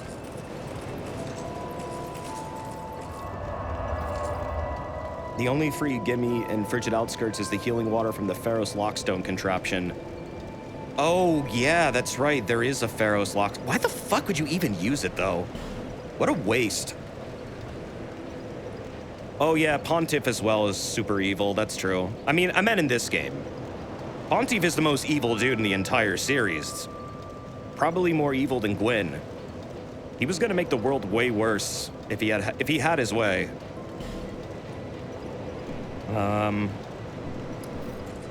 If I could, really quick, before I go back into Shulva, if I could take a quick BRB, because honestly, that was going to anyways in 15 minutes. Let me do that. Hydrate, stretch, and then I'll finish up Shulva. Wait, the Pope is evil? Yes, it is a video game. The Pope is always evil. We know this. A tale as old as time. Yeah, so I'll be back. I'll be back in a minute or 2. Maybe 3. Just, give me a moment here. BRB.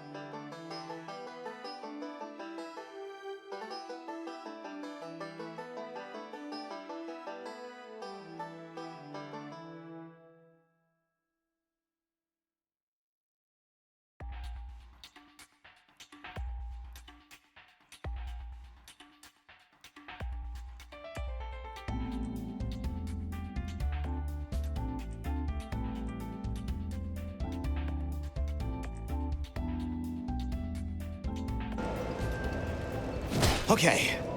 Yo. I think I'm back now. I think all the ads are done. I hope. I never can tell. Yo. Sorry, I had to walk Logan really quick. He was whining. He had to go. You didn't get ads? Oh, okay, well that's good.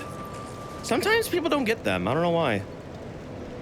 I try to make them happen during BRBs so no one fucking misses anything. Ah, he didn't need the PP. Had to do something much worse. But it's okay, it's handled now.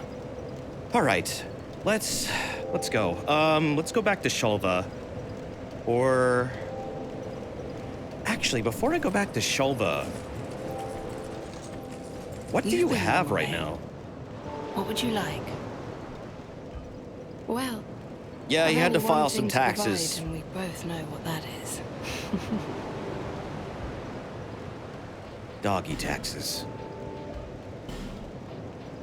Okay, so she has 10 chunks right now. Each one costs 6,000. That's so fucking That's so shitty! That's way too fucking much. Man, they really wall you off with the upgrades in this game. The rest of these are just infusions.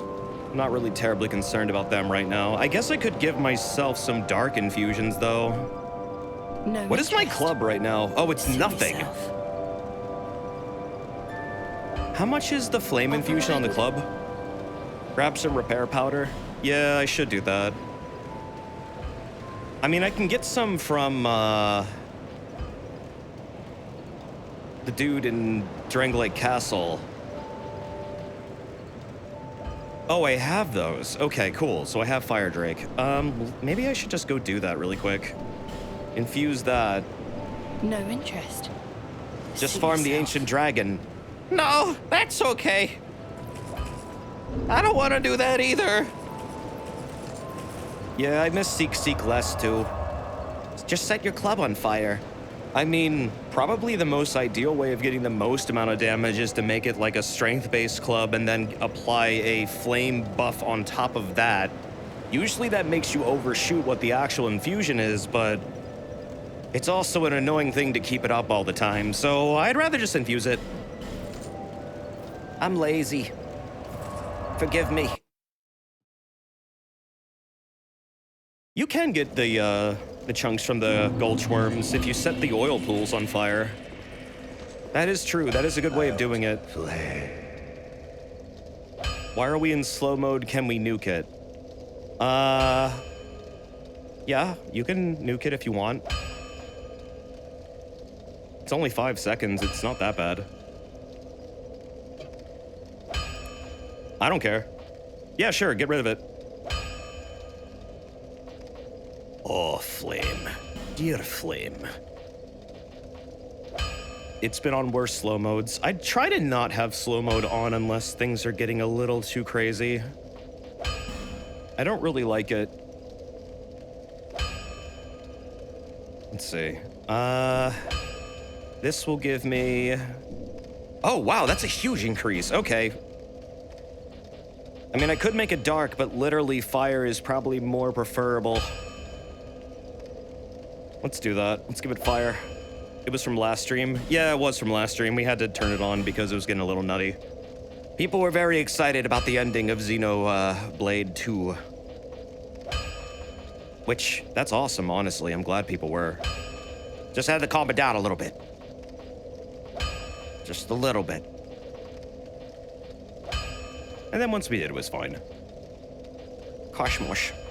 We did get Cosmos. That was fucking awesome. I'm so glad we got Cosmos. Like, oh my god, dude.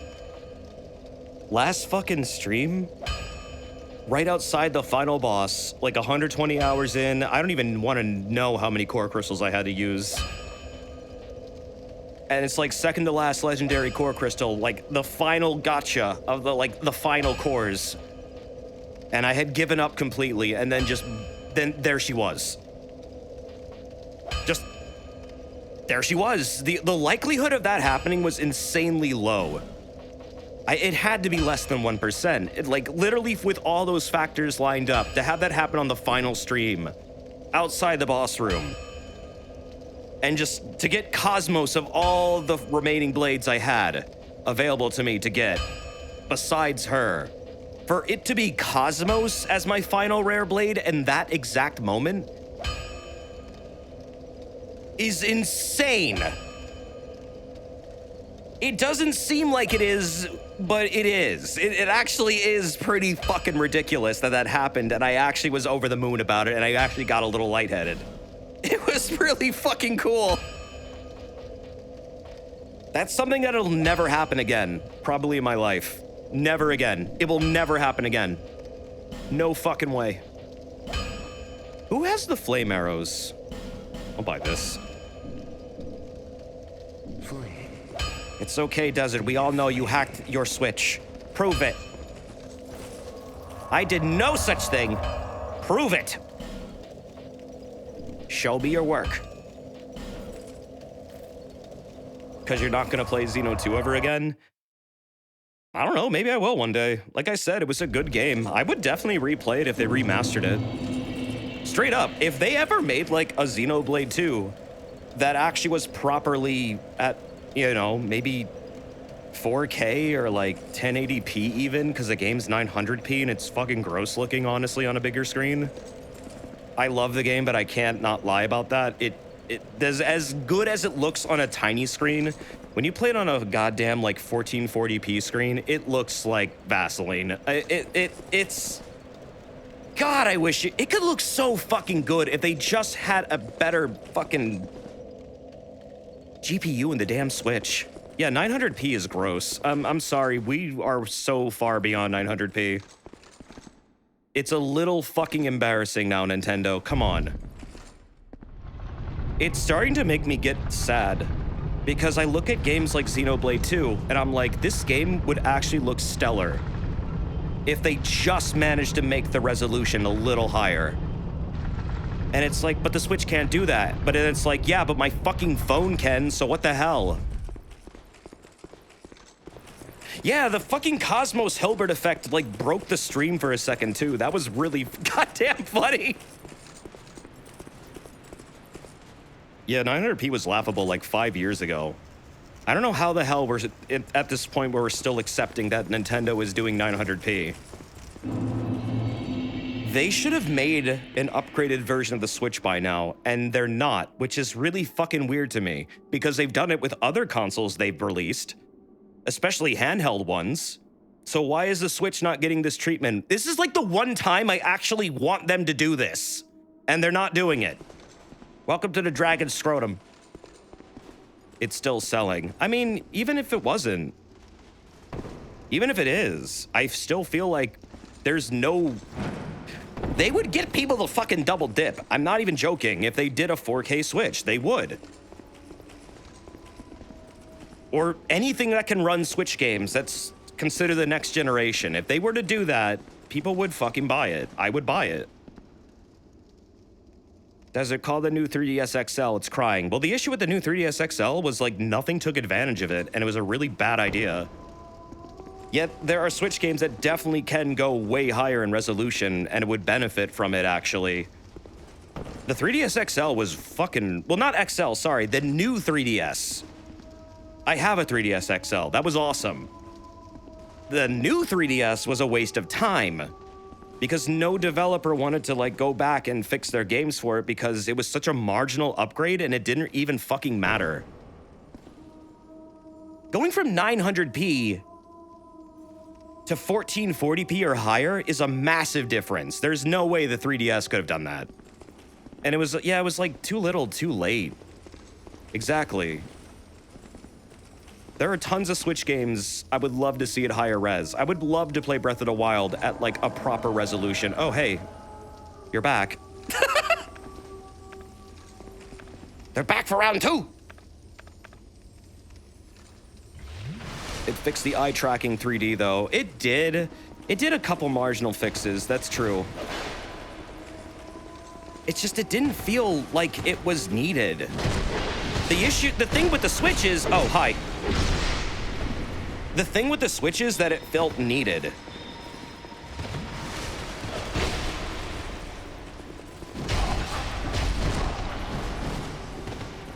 Whoop. Shit.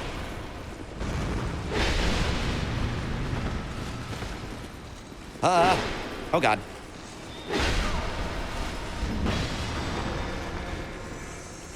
This is getting a little hairy. Oh, they're laying down warmth for me. That's very nice of them. Thank you. Yeah, you good? All right, I'm good too. All right, let's go. Let's dance. Ah!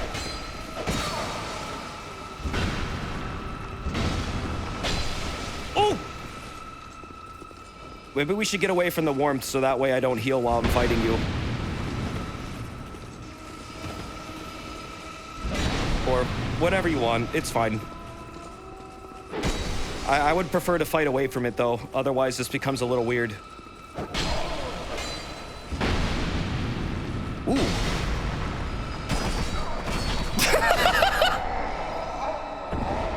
No, they're toying with me. I don't know how to PvP with this weapon in this game. The Great Club in this game actually behaves differently from other games in that when you swing it, depending on where you're facing, you can actually manually aim it in this really bizarre way that throws me the fuck off every time, and I wind up missing my targets a lot when I'm trying to do like really specific shit with it. It's fucking weird. I don't like how it behaves for PvP. I'm gonna stop using it for it. You forgot you can buff infused weapons. I wasn't trying to buff it. Yes, you can, but not all the time. But yeah, I know. But that would also split my damage 3 ways.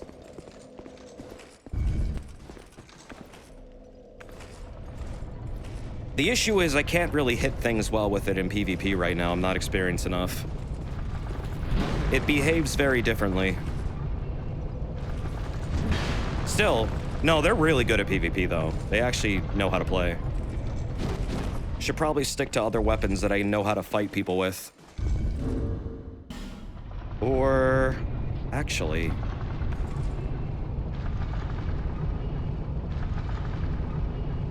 No, I know what to do.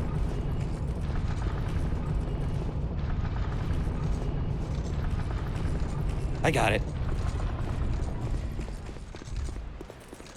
The Great Club for PvP heavily relies on knowing how to use your rolling attacks. Yeah, it's different from what I'm used to.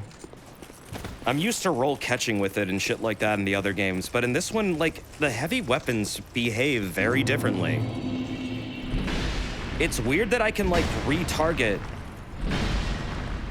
or, like, I guess angle my character in really unique ways that I'm not used to in this game compared to other. This is so fucking hard to explain without you actually playing it. People who play it know what I'm talking about. People who don't play it and have no idea what I'm talking about are like, what the fuck are you talking about?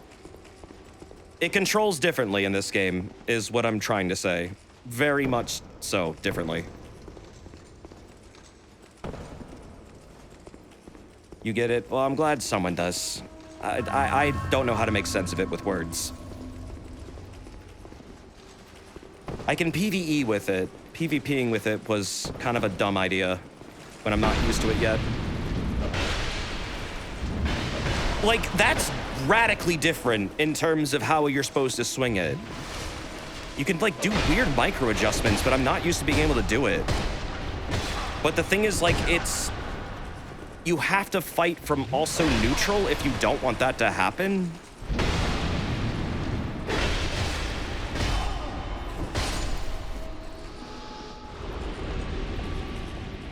The heavy weapons are best in catching people in uncomfortable situations by following people with the manual aim. Right, the manual aim is what throws me off, because I'm not used to having it. And now having it adds an element to the weapon that is confusing for me, I guess is what I'm trying to say.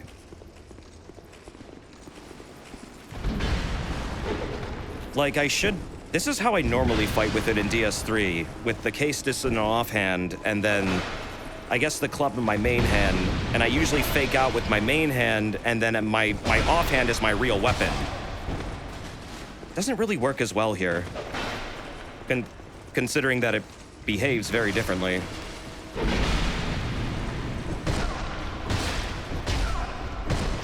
I guess I can still do this, though.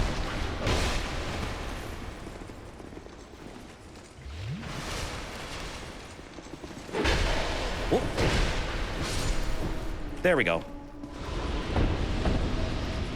Isn't there a bonfire around here? Or like a secret room or something?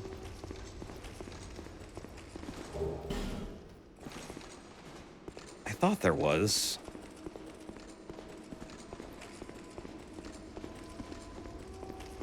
Somewhere around here. Was it this area or was it below?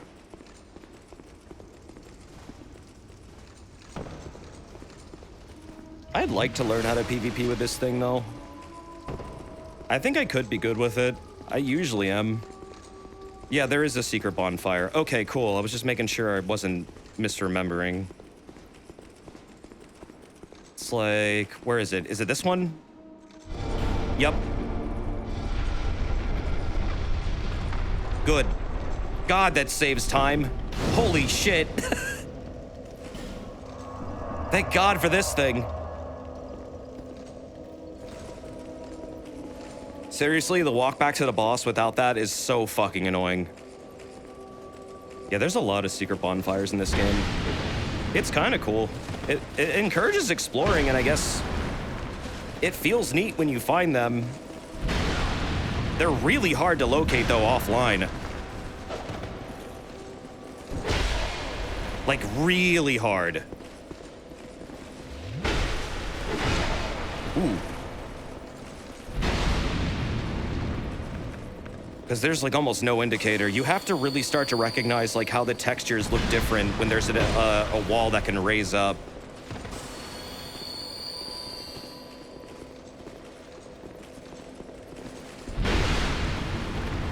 The running attack should make them stagger. Is it two-handed or one-handed?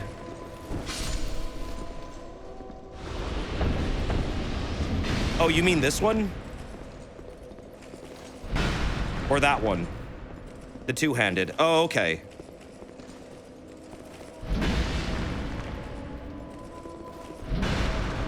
Yeah, that should work. Big ol' slam, too. Whoa!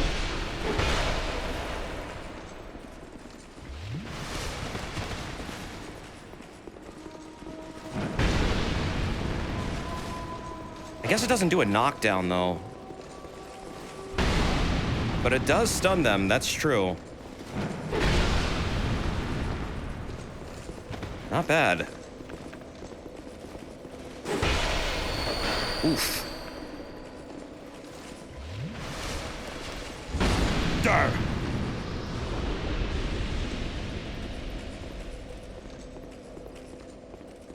It does give you a turn, that's true. Yeah, that's a good one to know. I always forget about incorporating running attacks. I like how in Elden Ring you can do running attacks by doing a crouch and then hitting R1. Have they ever nerfed that, like, at all?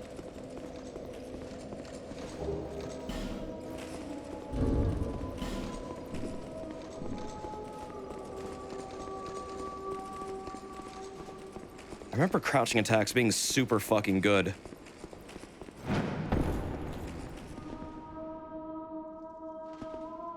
But I don't really use them a whole bunch. Crouch poke on Ultra Greatsword was nerfed. Oh, okay, they did nerf them. All right, I was about to say, they were really fucking good at one point. But I never really figured out how to incorporate them. But God, I would come across people that would just, like, bust them out constantly. It'd just be like, holy shit, how do you deal with that? Like, some of the best moves in the game were attributed to them.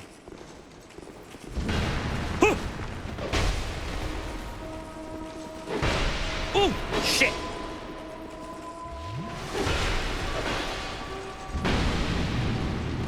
Really? Duh. Come on! Ow. Oh! They're still good, but they're not broken anymore.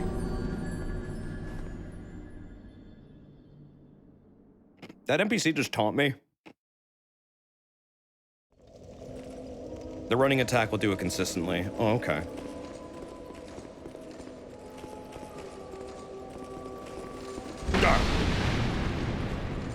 Huh. Don't I have my stone ring on? What the hell? Damn, they got a fuck ton of poise. Like, seriously, that is a lot. This thing should be able to flatten them, like, every time.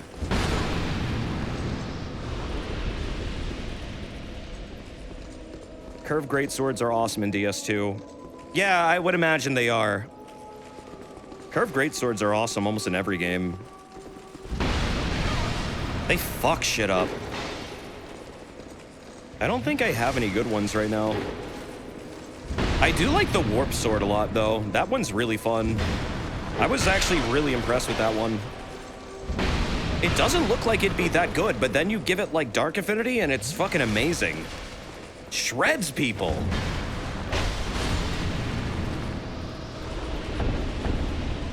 You can get the Murakumo off of Ornifex. Yeah, I guess I could. I haven't really gotten a lot of weapons from her this time. I should do that. Oh, okay, Babbitt. Have a good evening. Sleep well. I'll probably be wrapping up soon anyways. Not much left of this DLC. Almost done. That's the boss.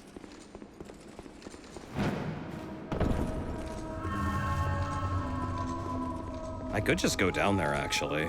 Might as well. Nice. Okay.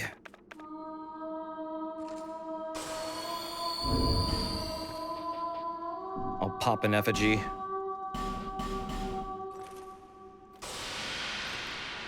Okay. Don't really think there's much else I need to prep for. Don't know why I just used that. That was a bad idea. I meant to use an Estus. Fuck.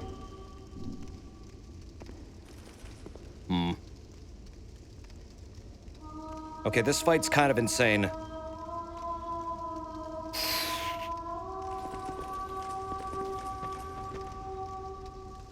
Steelheart Ellie.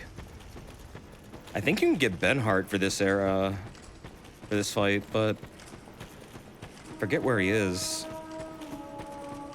I could summon for this.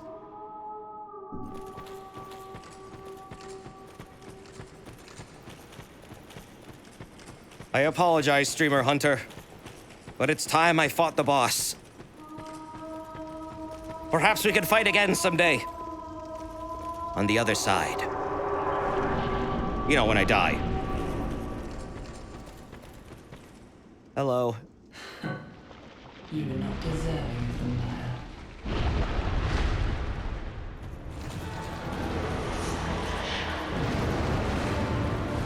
I am so.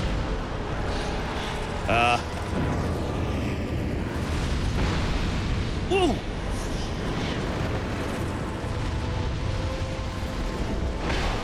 Oh God.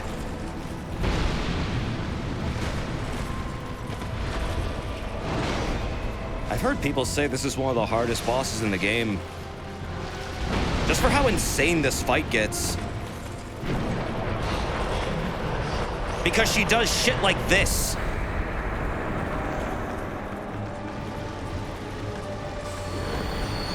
And it gets even worse.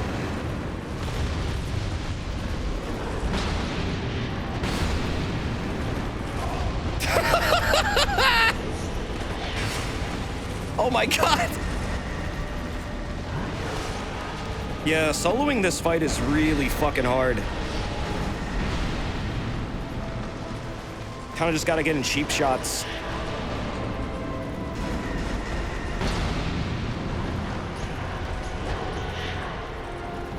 Let's take care of these golden boys.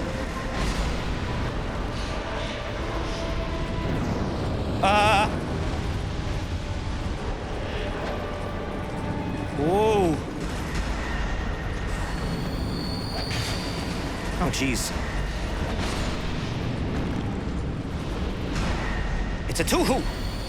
Yeah, that wall lighting is cool. That's also Sin.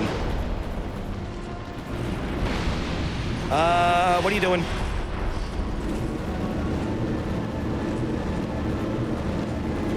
Oh, that's your big attack. Your fuck you attack. This is when the fight gets stupid! Hi, Veldstad! Good to see you again, man! What are you doing in Shova? Just, hi, here's Veldstad again. You remember him? You remember how much fun you had fighting him? What if you had to fight him alongside of another boss? Fucking insane. Jesus Christ.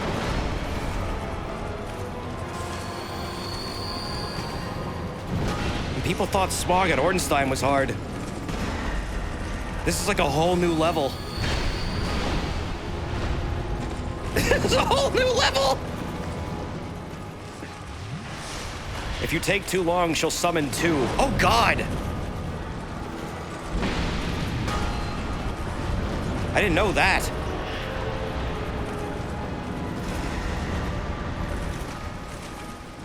Gonna have some clashes with this guy. While, like, avoiding her.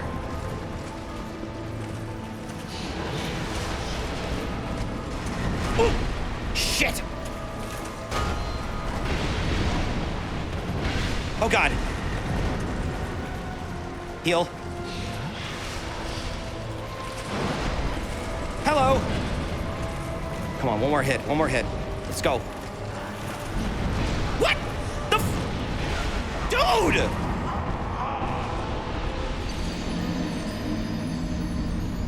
Wow! That looked like it should have fucking hit. What the hell?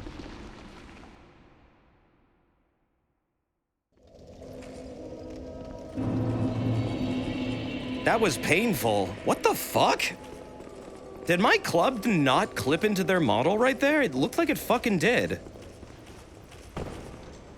Game over, yeah! There were several attacks that looked like they should have hit. I have no idea what the fuck that was about.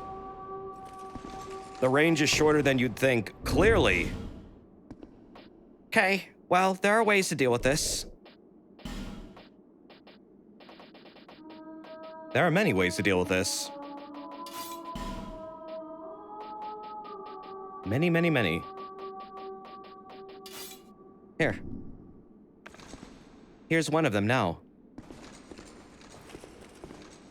Punch the lady. No. We're gonna gannon this up.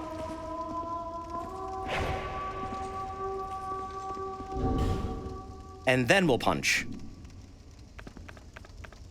All right.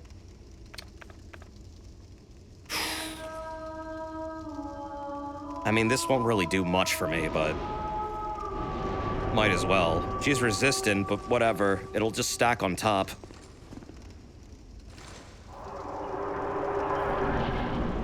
Are you going to try and poison the trash lady? She's dark type. She's not poison. That's sin.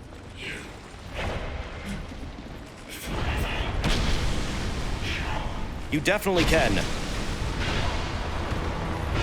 Ow.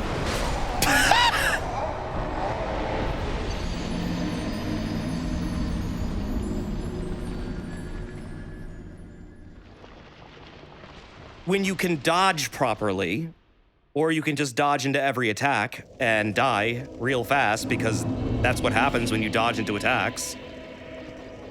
Jesus. Okay, I don't need this. This is not gonna work. That might help, though. Oh, that's gonna help a lot, actually. That gives me a lot more rolling distance, which is pretty important here.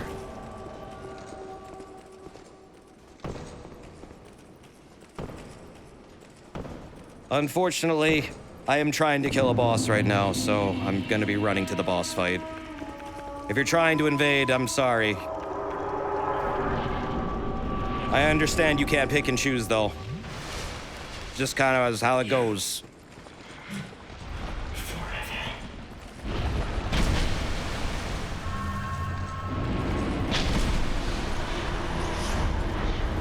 Whoa!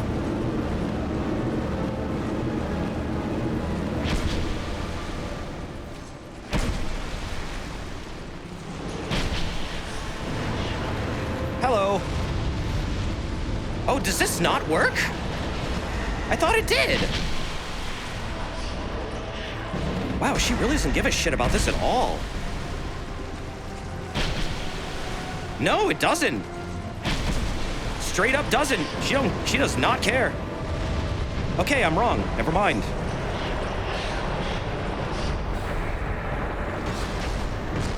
We'll be punching.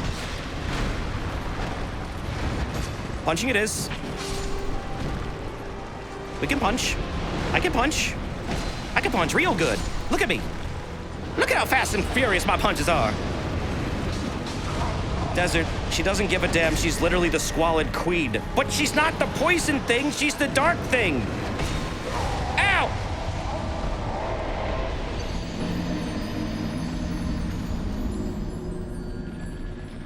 You can keep one skeleton alive? Wait, is that a strat? What happens when you do that?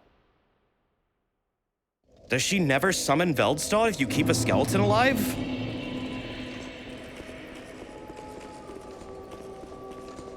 Is that a thing?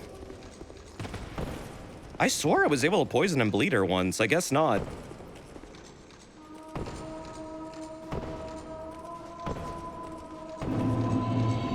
Keeping two alive can stop her from summoning for a while. I had no idea. I beat her without doing any of that last time I fought her. I swore I was like poisoning her. Maybe I'm misremembering this. Oh well, doesn't really matter.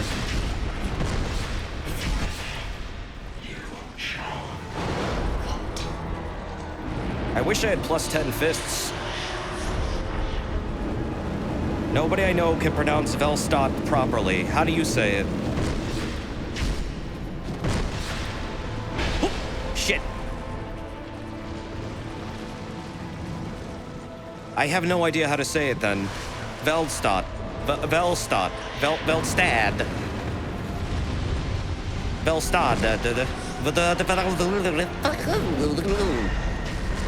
Velcro stud.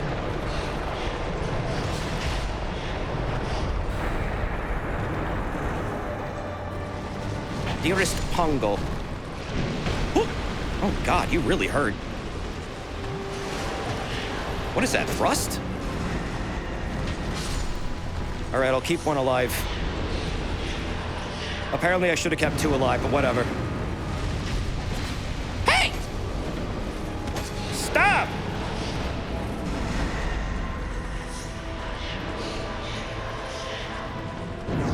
Get the hell out of here.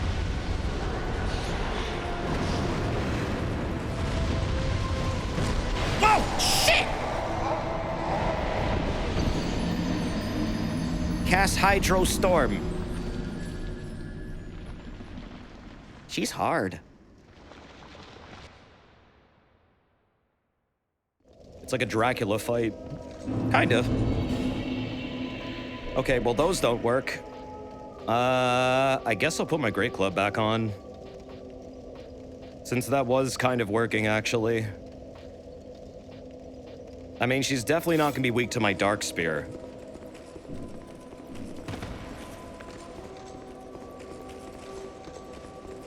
Punching was kind of working, though. However, I feel like it's just not enough damage.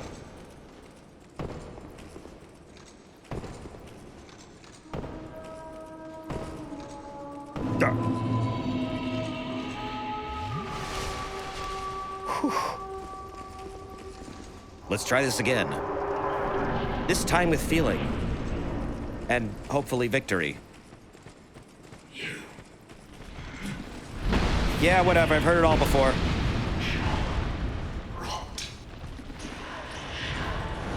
It's about the same amount of damage per stamina bar.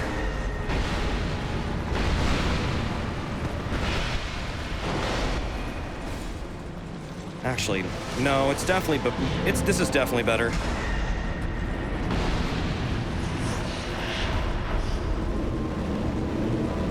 Then once that's done,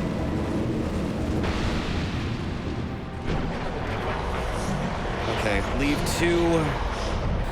I'll start unlocking my combat now. Oh God, yeah, that really helps.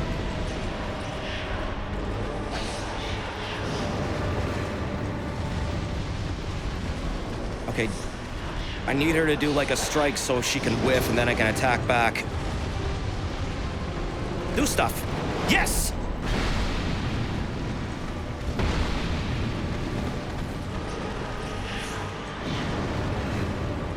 All right, get these skeletons away from her. There's too many of them. Come on, come on, come on. Over here, over here, over here, over here. Good.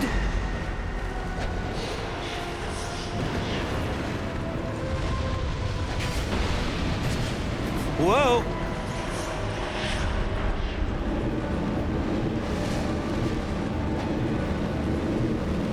This is actually working, huh?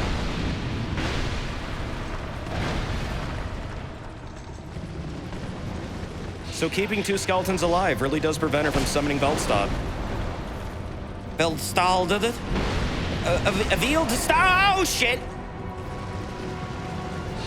This is training for Gang Squad. Gang Squad is just like constantly running around, never fucking stopping. I hate that fight.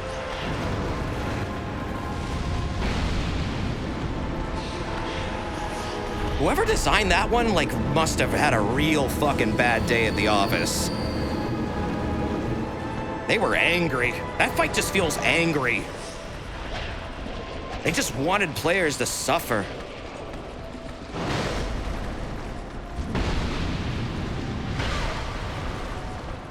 Ooh, okay, let's back off. Huh, yeah, she's really not summoning him. I'll remember this shit. Oh, whoops. Okay, well, she might do it now. Maybe.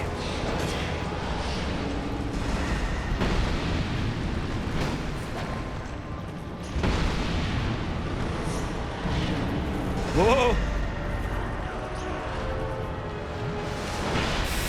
Oh boy!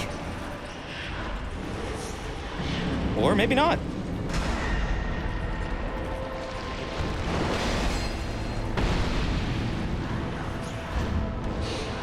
Oh, fuck. Come on, come on, come on. Give me an opening.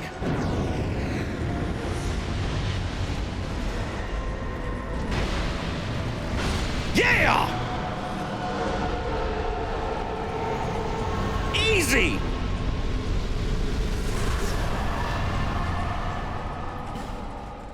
Ha!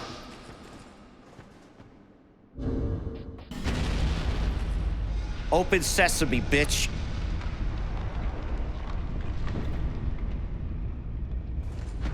That was a fucking good run.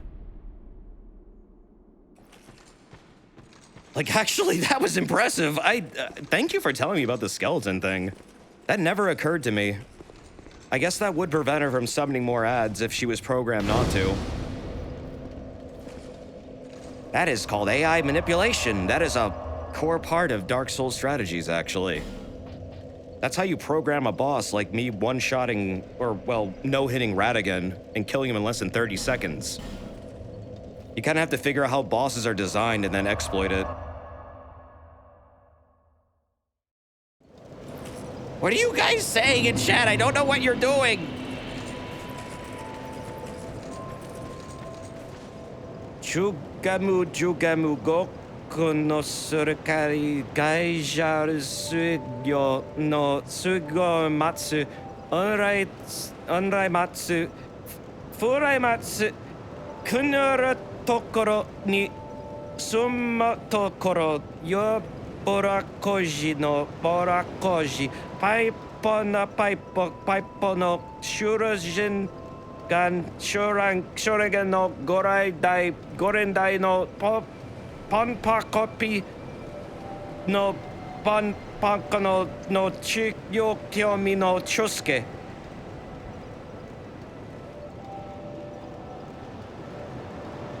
It's okay, Des. We'll make a Raku go before we're out of you yet.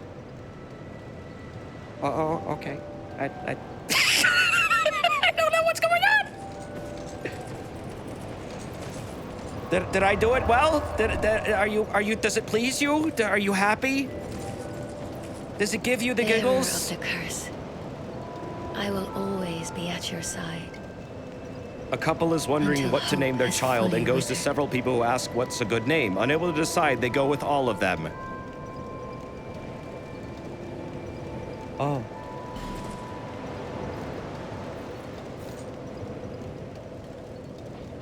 Why not just name it Craig? Just name it Craig, stupid. What are you doing? What are you doing?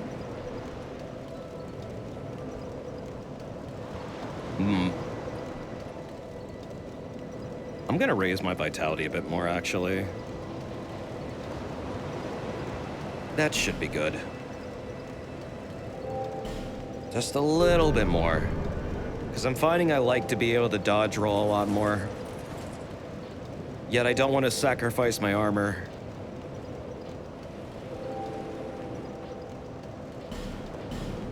Yeah, I've never ran into that meme before. Is that a new one? Is that hot off the meme market? Is that fresh? Are these memes fresh? These memes fresh. Just a little bit more vitality. Just a little bit more. I need to wear my gear. Oh shit. Don't you get a fucking shield in Shulva that can cast magic? I should get that. That thing's cool. My chum, this is a vintage meme. I've never seen it before. They just arrived. Oh, really? New memes have just arrived? What is this clip, Darson? What have you done? Desert's first Rakugo performance. No, I'm not listening to myself fucking... I'm not listening to myself do that, no! I hate listening to myself to begin with. That's like a curse. I feel like I'm just listening to a curse.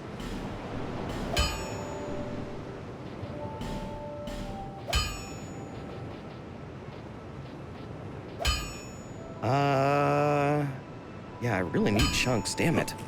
Don't waste my time. Well, thank you for preserving my first Rakugo. I'm so bad at pronouncing things. I can't even pronounce English words right half the time. Trying to think. Thinking is hard. Let's buy chunks from you. Wow.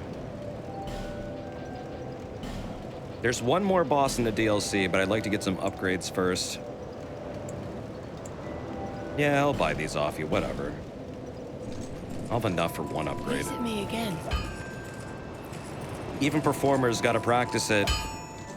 Is someone performing it like in a song? I knew you. I don't know how the hell you do that. That's a lot of syllables. Should you drink apple, pear juice, or banana and strawberry smoothie? Why not combine them all into a super smoothie and enjoy superior nutrition from all the fruits and vegetables you can cram into your gullet? That's what I would do. I'm gonna make this thing stupid strong. Ooh, shit, wait, I can plus 10 this. Do I have any souls? Yes! Oh, fuck, that's a big one. What about this one? Ooh. Oh, that'll do.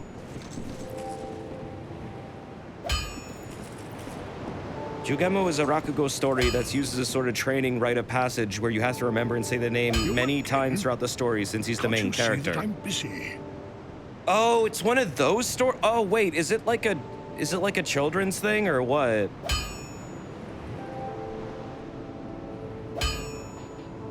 Like one of those like little funny rhymes for remembering like words and syllables and teaching you sentence structure and whatever. It's a style of storytelling, right? Like edutainment, ye old edutainment. Sort of comedic storytelling. Ye old putt-putt. It's to prepare you for tongue twisters. Oh, right, yeah, because those are brutal. They'll kill you. It's good that they prepare them, you know, at a young age. You never know when they'll happen. And then when you're caught off guard, well, good luck. Rooting for you. Cool, my staff is done. And my great club. It's raunchy comedy. What is raunchy about a name? What part of this is raunchy? Eh? I'll be around if you make it back.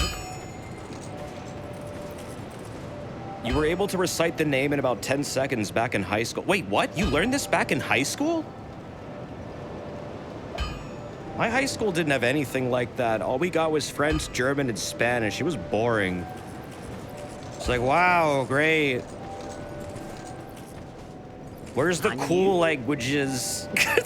Where's the cool ones?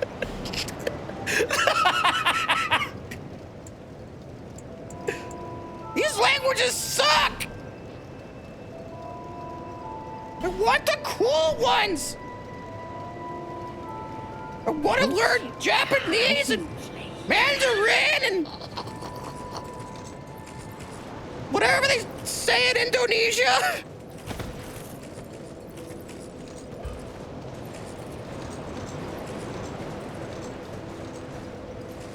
English is the most fucked language of all, though. It is. That's the irony. English is literally the most bizarre, fucked up language on this goddamn earth. Bahasa Indonesian? Is that what it's called? I didn't actually know if it had like another name beyond like Indonesian. There's a lot of languages in Indonesia. That's cool, actually. I figured there would be because a lot of them are islands.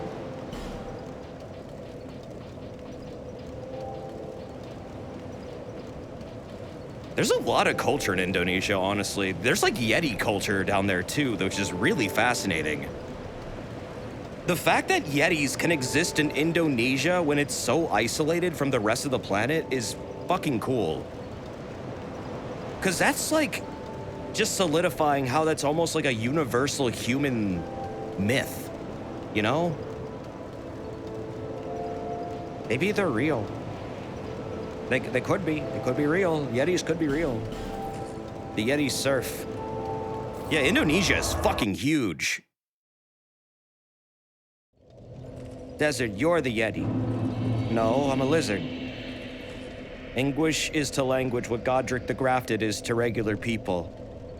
Well, the Elden Ring manga makes Godric the Grafted look like a nice guy who's just misunderstood. You can invade me in here! Oh, okay, we're starting off immediately? Okay. Okay. Fun.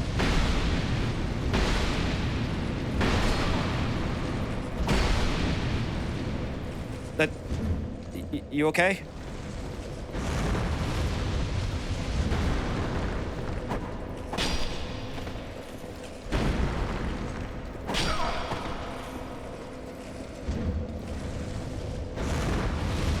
Uh-huh. Come on. This is a clash, bro. We're clashing. Oh, good one! Good one! That was good. I'm glad we finally got our fight. That was good.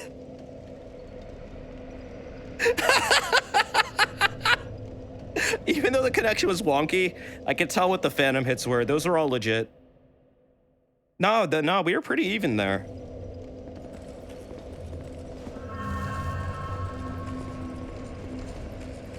Why do you keep getting killed by invaders? Because they're good. They're good players. I like how they're all fighting fair, too. That's nice. I appreciate that. Thank you. Yeah, online's back. Like, you know, you're gonna get a range of people to fight. It's fun. I don't mind people like that, as long as they're gonna be cool about it. Nothing wrong with it. I think it's fun. I think it's funny that people want to... Hey, man, if you're actually watching, like... I don't know. I enjoyed that. Thank you. Yeah, my weapons are not good for PvP if I'm a new player in the Dark Souls 2 PvP experience. I agree with that. Anyways, here's a dragon. Here's a dragon that farts.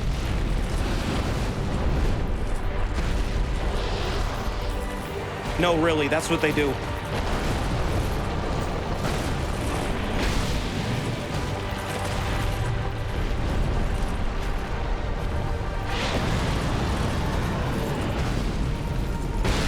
They are Poison Dragon, the dragon. They farted so much that they killed this entire kingdom.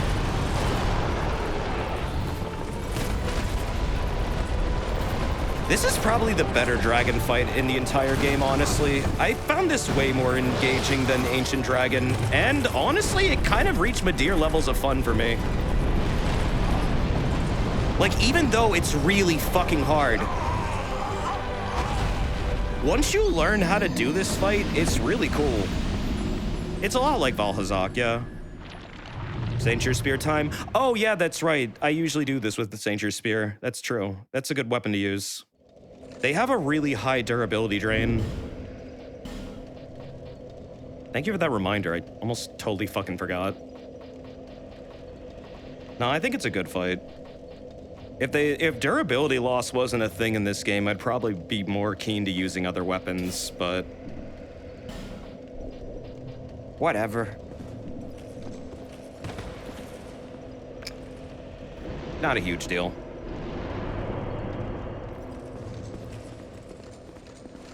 Yeah, I've always heard people like shitting on this fight, and yet I found it really engaging. I don't know why. I guess I just like fighting giant dragons. He looks cool as hell, though. Whoop.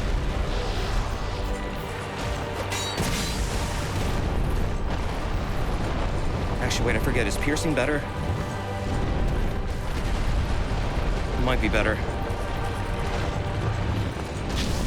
Oh, yeah, way better.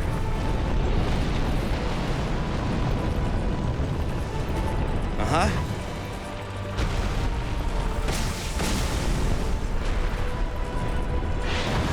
Whoa!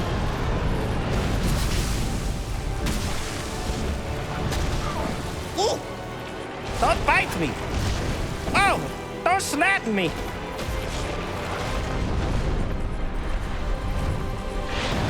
You do kind of have to keep in mind, though, he does toxic. That's true.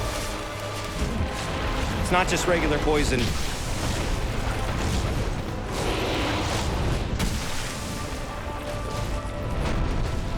And man, does his attacks hurt.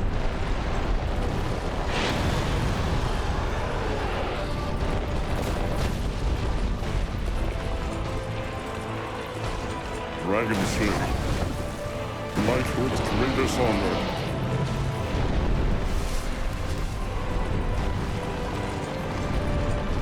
Whoa! Ow.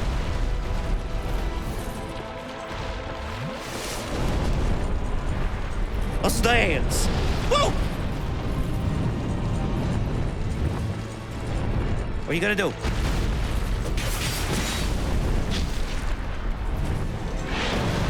Ho-ho!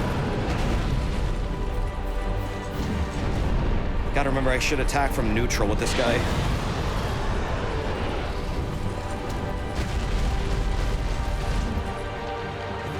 Their theme song is cool as hell. Ooh!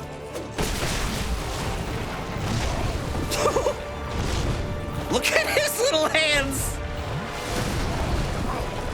His little paws! Doing a big old slappy. He's cute! Whoa!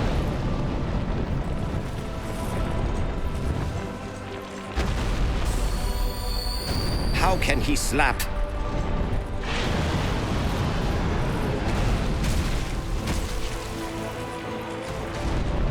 Woo.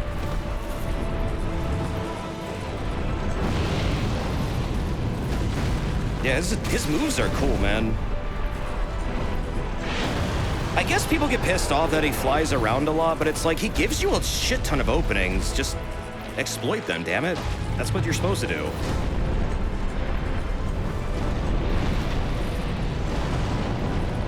He gives you way more openings than Madir does. I still like Madir the most, though. I mean, how can I not? They're an awesome fight. They're literally Godzilla.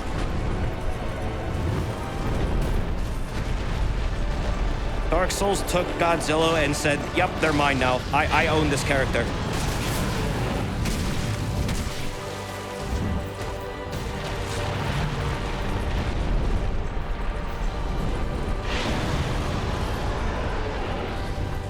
Woo!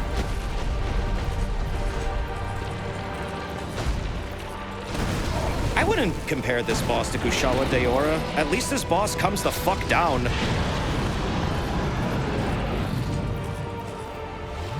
Kushala Daora, they never come down. At least not in World.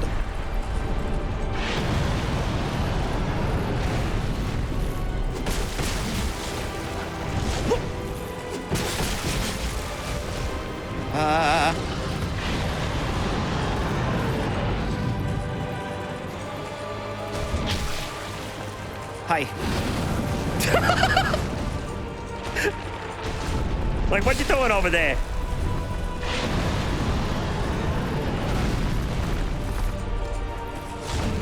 Oh!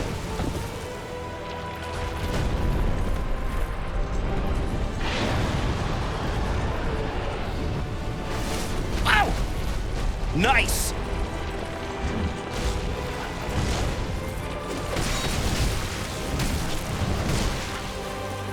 Get him in the ass!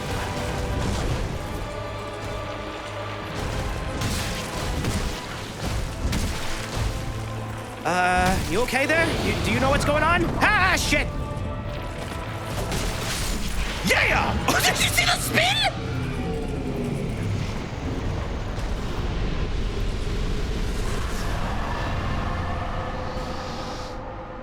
It's not hard.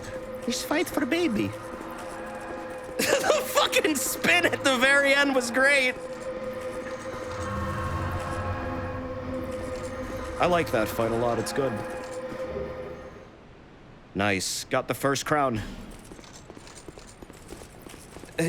Sine, cosine. So now you take the crown to Vendrick, and he gives you a little talk. He gives you some lore, apparently. Just a little bit, not too much. Let's go visit him after I level up again. So Bruxima, you're saying that I should probably go to level 200 then for this character? You think I'd have a better experience? I do have my 150 on the original game anyways, so it doesn't really matter. What crown are you wearing now? This is Vendrick's crown. Second crown, technically, that's true. There are 4. Bearer of the curse until... Damn it! You go to 175. Okay. Yeah, I beat this game originally on 150. It's just like, damn, there's still a lot left, and I don't know. I kind of want to explore more builds. Vendrick's clown. Well, that's Jester Thomas. There are 4 crowns! 24's vitality seems fine. I feel like I should be upgrading my damage stats more. This is starting to look like a mundane build when I think about it. Just ever so no, never mind. No, it's not. Having a stat of 32 throws it off, and my lowest is 12. If I want to dual wield Bone Fist, dexterity has to go up to 45, right? It's 45, yeah? Pretty sure it was. So why don't I just start pumping dex then? Because it seems like I'm okay on endurance. I'm not really ever, despite the fact I feel like I should have it higher, I'm not ever hurting for it. Vitality seems fine. And then Vigor seems okay where it's at. Yeah, I was thinking about changing my approach to Dark Weapon and just making it so I only need the bare minimum. Why don't you start pumping iron? Oh, that's because I gave up. I used to be so swole. I am a shadow of my former self. You're right, I should start pumping iron.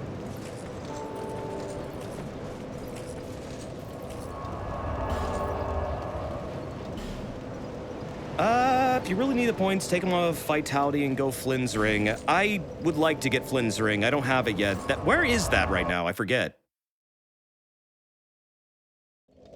Yeah, Jeremy used to be really swole too. I've calmed down with it massively, but I'd like to get back into it again. I used to be really fucking built. Like, unnecessarily built. It was nice, actually. I kind of miss it. I should get back to that. Still determined as ever, I see. You're making a hollow Pogona? Nice! Do you wish to start all over again? Let's see. Actually, wait. What are the minimum for... No. What's the minimum for Dark Weapon? Talk to her for effigies. Hold on a second. Dark Weapon, Dark Weapon. That would be under spells, right? Yes. No duh. 16 and 14.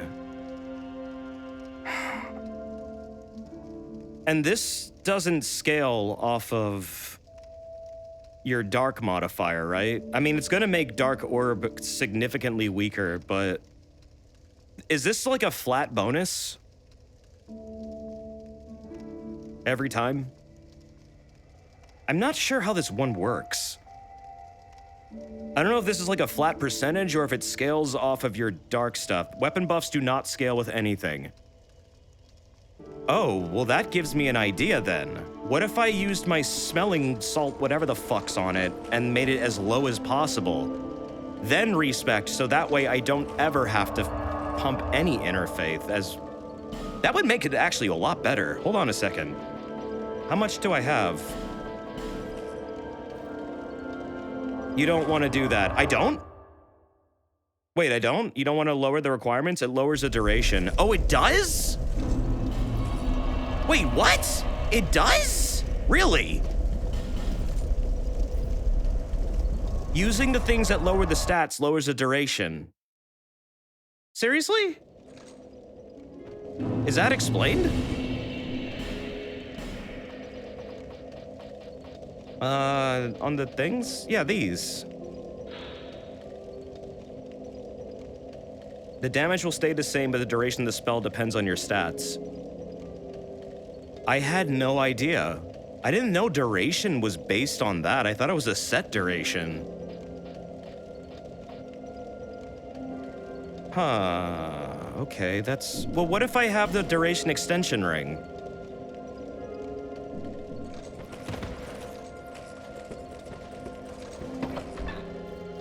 I don't know if that offsets it, but whatever. You get fuck tons of respecs in this game. You have proven yourself to the forest. Give me ladle. We have little to offer, except perhaps these. Give me ladle. Yes! May they bring fortune to your journey in some small way. Forgot to grab the yadle. Yadle ladle. Would you sacrifice a ring slot just for that? For duration? If it was my primary form of damage, yeah.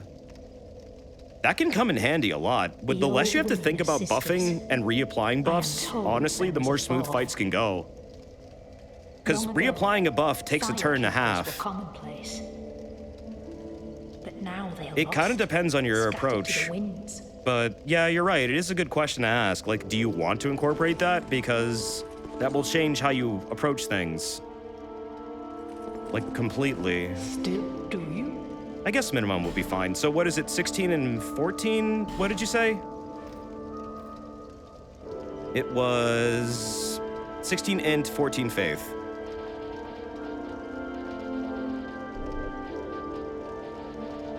So that, I'll put these back to where they should be.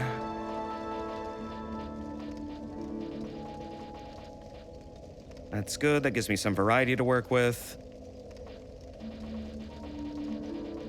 If I bring this all the way up to 45, that to 30, and then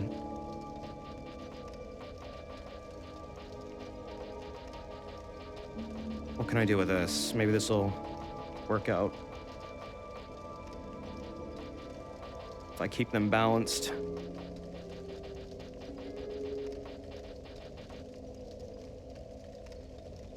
Actually,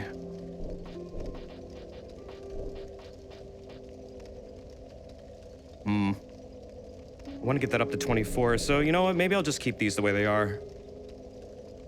Going for 100 agility, maybe? I like 105. I like that threshold. I could sacrifice an attunement slot, considering I won't be casting as much. And I don't really find myself using them all. Like, I could do this.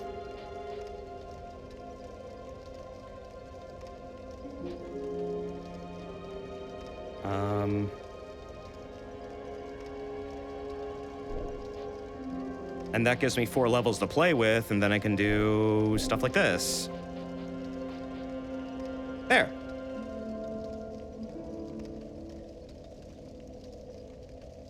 Yeah, I'm watching my agility. Like, that's where I think it should be.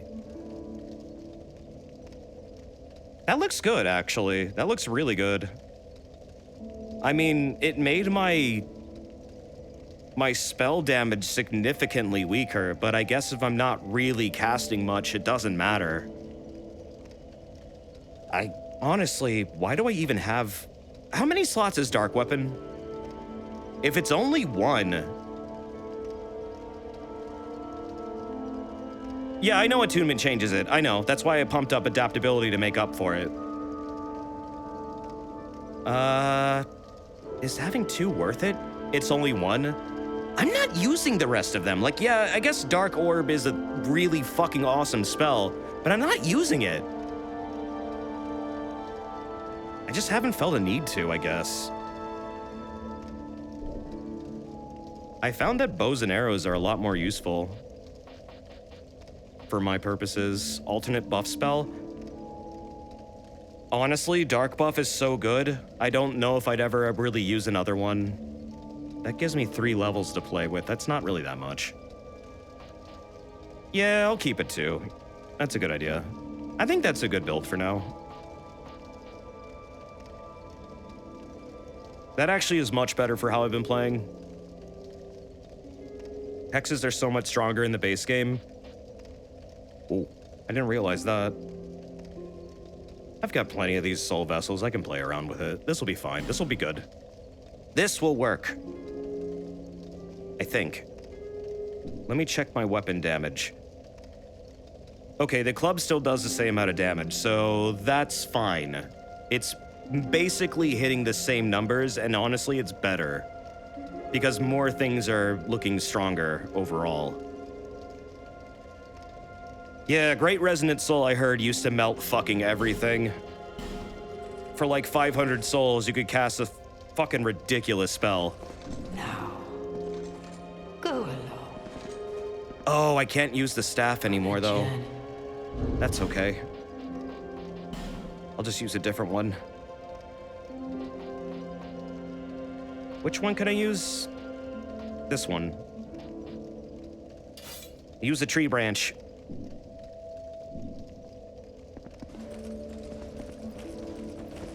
Whatever you do, just don't get hit by climax. Is that the big, like, wave of energy that shoots towards you, but also it damages everyone around you, including yourself? Not towards you, towards your enemy, but, like, if you get caught in it, everyone gets hurt, including you. Which tree branch is fastest casting if all you care about is the buff? Oh, okay, cool. That's perfect then. And since my dexterity is higher, dexterity is cast speed in this, right? Or, well, agility is, right? Yeah. You're thinking life drain patch. The whitish orb spell. I don't know that one.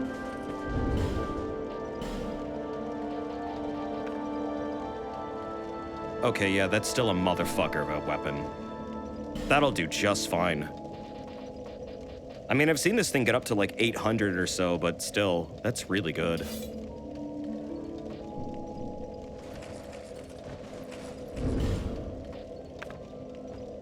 Yeah, that'll do good. Yeah, it's agility because attunement affects it. Right. Climax looks like Dark Orb, but it shoots from a chime. Okay.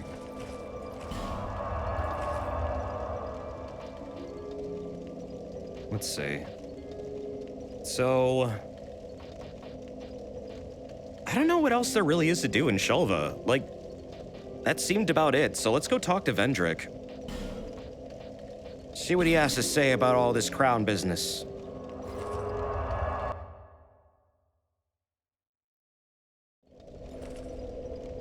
Also, I could wear my new crown. I should upgrade these things. They're really good. The crowns in this game are fucking awesome. They really do help you. They give you all these cool stat bonuses. Vendrick's crown currently is boosting my faith and int. This will boost my strength and dexterity. Gives me a little bit less of vitality and vigor. Kind of just swaps your stats around a little bit. Is that better, though? Marginal gains. Not really worth it, I guess. I don't know. By 1. Yeah. This one's by like 3, though. It seems like it shuffles around 6 stats. Or, well, yeah. -1, +1, -1, +1, +1, -1, -1. Yep. Well, it takes away 4. No, wait. Okay, hold on.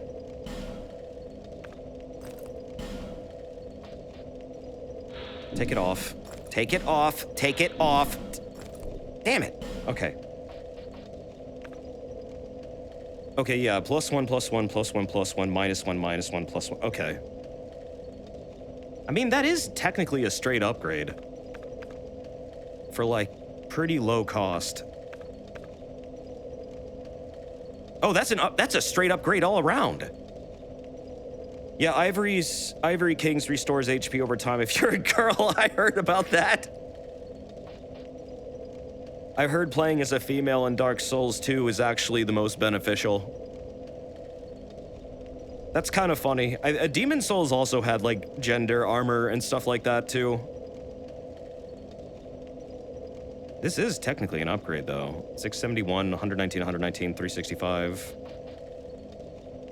Yeah, that's actually better all around.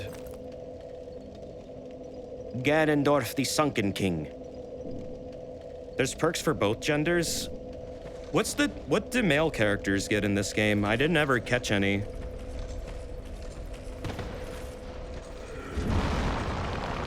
Does that have any lore indication with the Daughters of Manus or whatever? I mean, maybe. Ivory King was a really cool dude. I guess he just wanted to help everybody. You get a sick as hell beard and that's about it. You know, that's a pretty big perk. They get to pee standing up. I mean, anyone can do that if they want to. Technically. Nothing stops you except whatever. I don't know. I don't know. It's just that the Ivory King respects women and that the Loist Knights are probably women. Oh, I never caught on about that part. That makes actually a lot of sense. Yeah, he is the character that basically is that.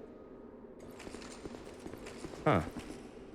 I didn't ever catch that about the Knights. I didn't ever catch they had a set gender. I just always viewed them as knights. Just like, yeah, they could be anybody. They're knights. So they're all female. It's hard to catch on because getting the Loist set is hard. It is hard. It is a stupidly hard thing to get. The Ruined Sentinels are also women. Really? Didn't know that either. Are you a knight? No, I'm Ganondorf. Hanging out with my other fellow king, Vendrick. What's up, my boy Brendrick? Seeker of fire, deliverer of crowns. What do you see in the flames? Fire. Find the crowns and your own answers. The crowns hold the strength of lords from times long past. Seek adversity, as befits you, seeker of fire, coveter of the throne. Doesn't he give you like a lore dump about the Sunken King? Seek. Seeker of fire, conqueror of dark. I too sought fire once. With fire, they say, a true king can harness the curse. He does not. Oh, I heard you should come back to him and get these lore dumps. I didn't do it in my original run. Seeker of fire. Or does he just have new things to say? Within you. It grows deeper still, the more flame you covet. Flame, oh, flame. Macduff? I am king of this wretched, unraveled kingdom. I subdued the giants and claimed their strength. Subdued the giants? So Wait. that I might step closer to fire. So you enslaved The them? lake will fall, the fire will fade, and the souls of old will re-emerge. That's a very interesting word to use, Vendrick. Unshackled, a curse will be upon us. And What did men you will take do? their true shape.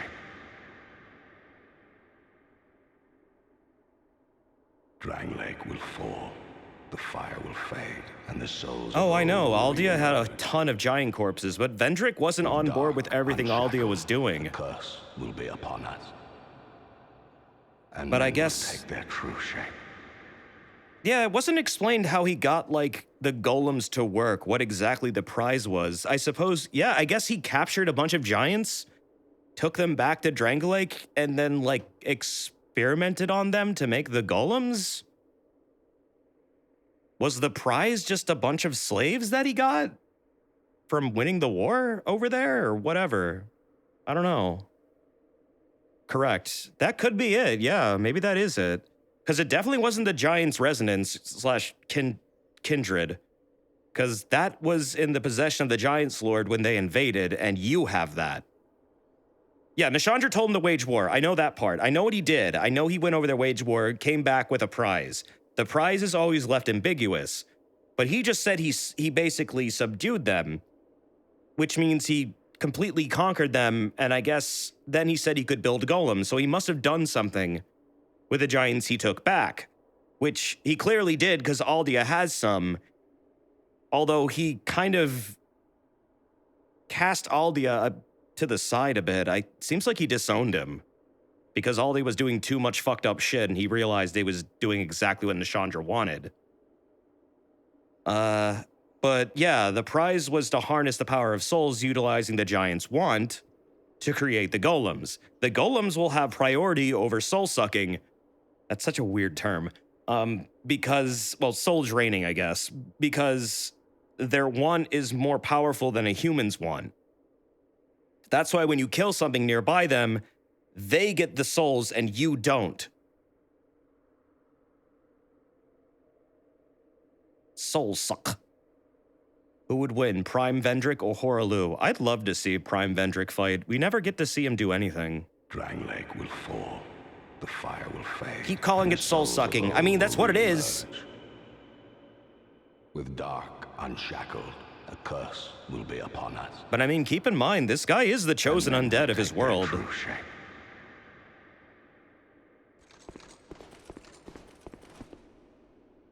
And the chosen undead is considered one of the most powerful undead in the entire world, or even in the history of the world.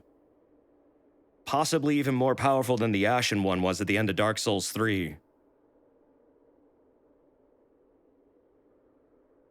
And if he's that character in this timeline, in this universe, that makes him insanely powerful. Why is he so big? That is a constant thing in Dark Souls debate. It could be that when you are so powerful that you're able to accumulate souls and add them to your own unique soul, that maybe you have the ability to also increase your size as an expression of power, which that would make sense for him. It also could be that he took a giant soul. There are characters of varying sizes throughout this series that don't really line up or become consistent. It's not really explained why some characters are huge, but I guess it might also be a relative thing. Like, he's so strong that to you, he's a titan. Because he's the chosen undead. He has the power of all the 4 Lord Souls, technically. Or at least he did. It's an interesting element of storytelling, but it basically is to give you a sense of their power level. If you were to put it in DBZ terms, like the bigger they are, likely that's the stronger they are. He was not the chosen undead. DS2 kind implies that he was the no one is chosen. Oh, I know. I'm saying chosen undead as in like he would have been the character in Dark Souls 1 that completed the journey, which is technically the chosen undead. The chosen undead is a lie. That's not a real thing. It's just a fabrication created by Framt and spread by the Way of White to con undead into basically throwing themselves at each other and battle royaling until one of them can link the fire, and that would be the strongest undead of that universe, to link the fire so that way it could be extended artificially, utilizing their super bolstered humanity, which is how the flame continues burning. It burns with humanity, because Gwyn's an asshole, and tied humanity to as a fuel resource to the first flame because he was too chicken shit to use his own fully. So, yeah, I mean, what I'm trying to say is he is technically the strongest undead out of that event. In this timeline, he would be called the chosen undead. He's not the chosen undead. He refused to be the chosen undead. That's the thing. That's why he's special. That's why Dark Souls 2 changes the timeline and progresses it further. Up until this point, Dark Souls 1 was repeating itself over and over every cycle until Vendrick's cycle happened. Vendrick then refused to link the fire, and he also refused to bring about an Age of Dark. His brother then helped him experiment on ideas how to break out of the cycle because he realized this was just going to happen again and again and again. So he was technically on the road to becoming chosen undead, but then he said, no, that's fucking dumb. I'm not doing that. And I'm not becoming a Lord of Dark either, because that's what apparently is also not a solution, because it just comes back. Yeah, and then there was another failed cycle, the old Iron King. That's another failed cycle, right. All the other kings are part of a cycle. Vendrick is the one that has tried to do something completely different. So that's why he's like how he is here, where he has totally forsaken his soul, thrown it into a hidden location where Nishandra can't find it or obtain it, locked himself away in a crypt that's guarded by Veldstadt so she can't even get his body, so she can't manipulate him to utilize the Throne of Wine, which apparently would have enabled her to take over the entire world in a totalitarian version of the Age of Dark. It's a lot. This game is a fuck ton of story. Yeah, he got naked too, but I think that's just him being a hollow. What? Yeah, it's a lot of what? Every time you visit an area that does not make sense, you're basically visiting a failed cycle, though they were not able to pull it off story-wise. Yeah, I mean, they also admitted there were some developer issues going on where, like, there was a miscommunication between Earthen Peak and Iron Keep. That was a legit developer fuck-up, and Tiny Mora has talked about it and what happened there, and how it was legit a communication issue. It's kind of cool that the community has wound up making it work with the actual story, because it does work with the story. Hi, Veldstadt. Hey, Chemo. I think the idea of visiting other cycles and seeing how they got fucked up is really fascinating. I think the DLC further explaining how they got fucked up is really cool, and also that the DLC is not, in fact, a time travel thing, but you're just kind of visiting the aftermath of what happened when those cycles failed. What we just visited in Shulva was the aftermath of the Shulva cycle. Everything went to shit, everyone died, and I guess that queen tried to bring about an Age of Dark, but she didn't wind up succeeding because you literally stopped her. She was still trying, though. That's kind of what you're doing. In these DLCs, you're basically going around and cleaning up the mess that was left after Manus got destroyed.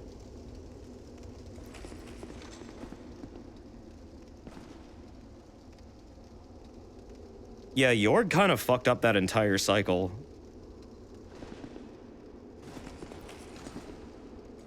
But I guess it was already on the road to getting fucked up since the Manus Queen was there as a high priestess. And I suppose trying to utilize a fucking dragon that could vomit fire and poison as like their super weapon to take on the entire world. You just kind of put a fucking huge wrench in their plans and outright just destroyed them. Yeah, you can make York's spear now, and it's hilariously huge. It is the most comically massive spear in the series. Oh, well, that's cool. You're learning Blender? I didn't know you could do Blender, Chemo. That's awesome. Chemo, you should, like... There's a whole bunch of the community now learning Blender. I almost feel like we should have a section to Discord for it. Yeah, Alsana turned out super nice for some reason. I think that's because no one had ever shown the fragments of Manus' kindness, or that every fragment of Manus is another aspect of their personality. Like, Nishandra is greed. Alsana might be the human side of Manus that still remained when you first encountered him in Dark Souls 1, that even Dusk comments on being just a scared person that was not a beast. Yeah, Alsana's like the fear side of Manus, or at least the understanding side.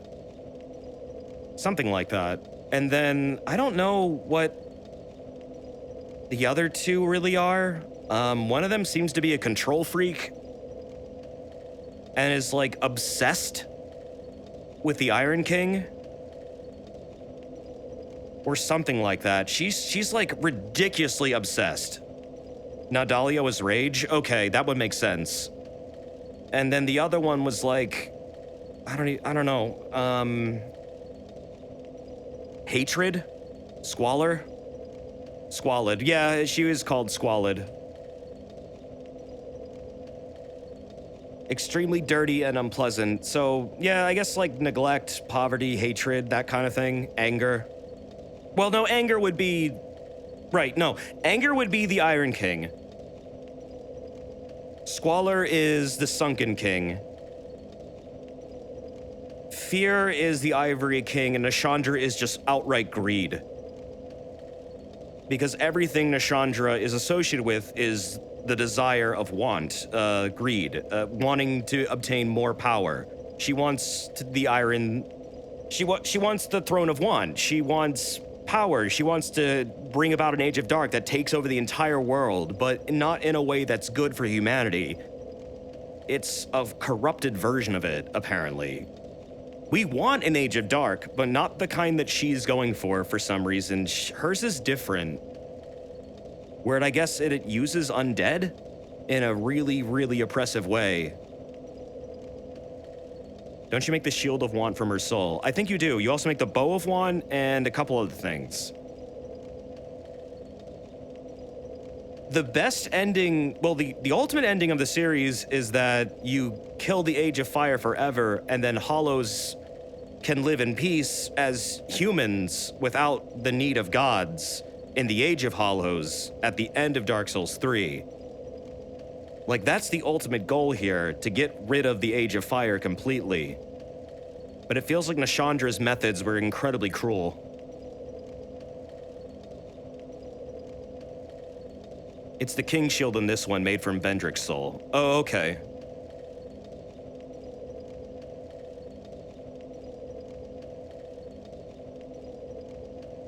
Because, yeah, like, you should be on Nashandra's side, technically. But I guess you wouldn't be if she's just, like, another flip side of Gwyn, just, like, now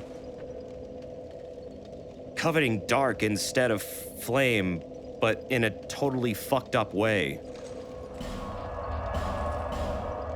At least that's what I understood from it. I don't know if that's exactly accurate.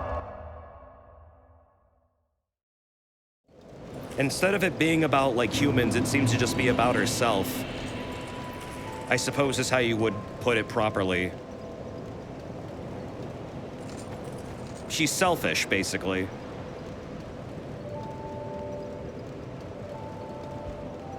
And then, Friday, in Dark Souls 3 is almost like a weird echo of her. Because she also is obsessed with dark, but also rot. She doesn't want flame to happen, but she also is doing it, like, completely wrong. And is fucking up her world, too. Friday, bring me my flail. You're a bunch of nerds. Yes, we are. Hello. Hi. I like Dark Souls lore a lot. It's very fascinating and weird and gets confusing, and it's cool. Friday. Isn't there another Mana Shard in 3? Mana Shard in 3?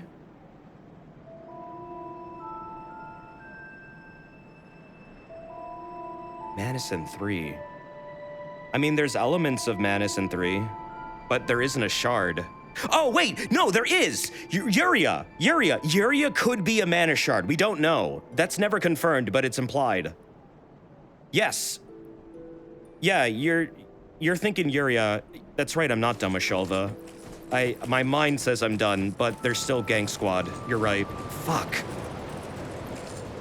Can I do Gang Squad another night? I'm tired and I don't feel like getting angry at a video game. You guys want to see me get angry? Let's do it next time. I feel like ending on Gang Squad is gonna be the worst fucking experience on Earth. You could do the bug room. The bug room? What was the bug room again? Do it next time. Can you say computer? Yeah. Computer. I'm a computer. Play Everhood again in super hard mode. Why would you invoke this? The one where you drop down. The one where you drop down into bugs. Oh, right, that room. I remember. Honestly, why don't we just do that next time, though? That's like a set path I can do.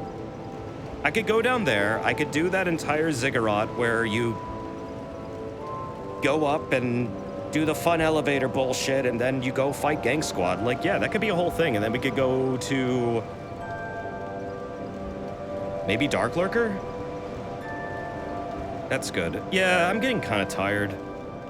Still, this was a good run. I mean... I did the bulk of Shulva in like 3 hours. That's not bad. It probably took me about 8 hours the first time because I didn't know the routing. These DLCs are really fucking good. I really like them. I think they're pretty fucking meaty for Dark Souls DLCs. Ring City is still my favorite overall, just presentation-wise, and Slave Knight Gale is my beloved. And I would absolutely buy a Dakimakura of Slave Knight Gale. I am not ashamed in saying that. I think he's the best character of all time, ever, in anything ever. And he's just so nice. He saved the world, you know.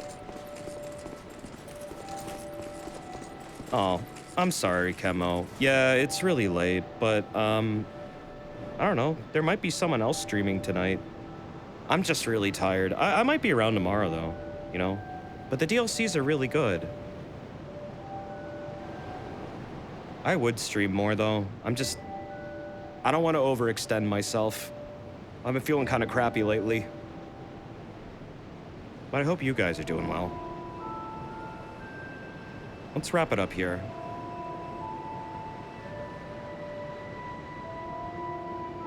Who knows? Maybe there'll be other streams going on later. Yeah, Kurai might do some, like, Pokemon stuff, maybe in the Discord.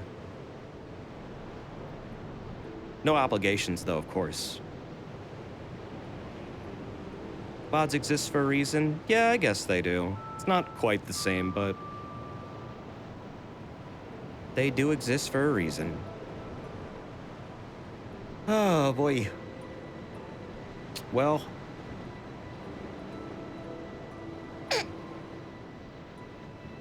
I usually show art at this time of the night, and there is in fact a singular art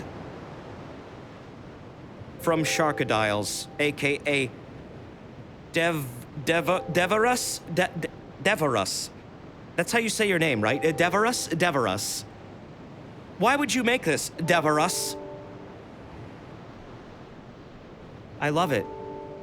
It's a Funko Pop Pogona! Shoak person. That is adorable. I gotta say, the person who came up with like the chibi design for the hat Pogona is Katie, and this is like a perfect adaptation. I hate Funko Pops, but this is awesome. This is really cute, actually. I'd get that. I'd get that. That's adorable. Do you still love him, even as a Funko Pop? Yes. Yes, I do. I do. I need to show this to Katie. She'll probably laugh really hard at it. Pop streamers. We almost never get art from you, Shark. I wish you would make more. You're really fucking good at it. I love your art.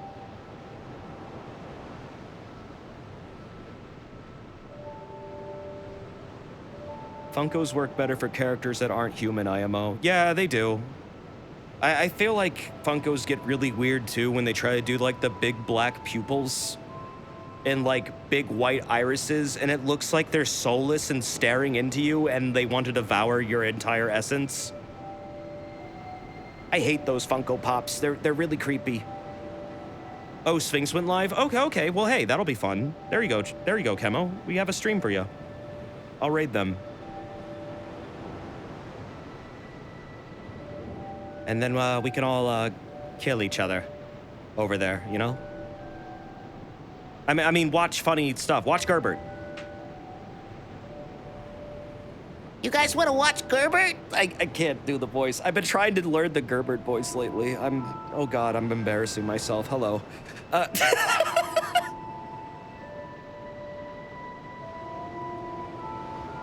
went to heaven, but there was nothing there. It was empty. There was no God. there was only me. I can't do it right yet. I'm still practicing. It's... You gotta sound like you're taking a shit, almost. Like... Like you really gotta, like, clench. Kill each other. I'm God. What? You got a good start, not gonna lie. No, I'm still practicing it, you know? Desert, put this on the demo reel. What, Gerbert, like, committing sacrilege? I see no gods here. But me.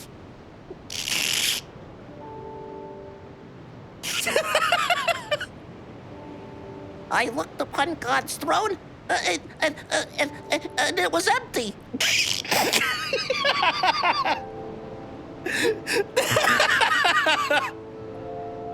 It's because... Genuinely, yes, it's range. Neri is correct. I'm really bad at writing scripts. I would have to, like, come up with something. Like I said, good start, but there's definitely some stuff to improve. Keep it up. Yeah, it's like I gotta listen to him more. I gotta watch more Gerbert. We should go do that. Maybe Sphinx will want to watch more Gerbert tonight. What a fucking character. Like, why are they so fascinating? They are so stupid.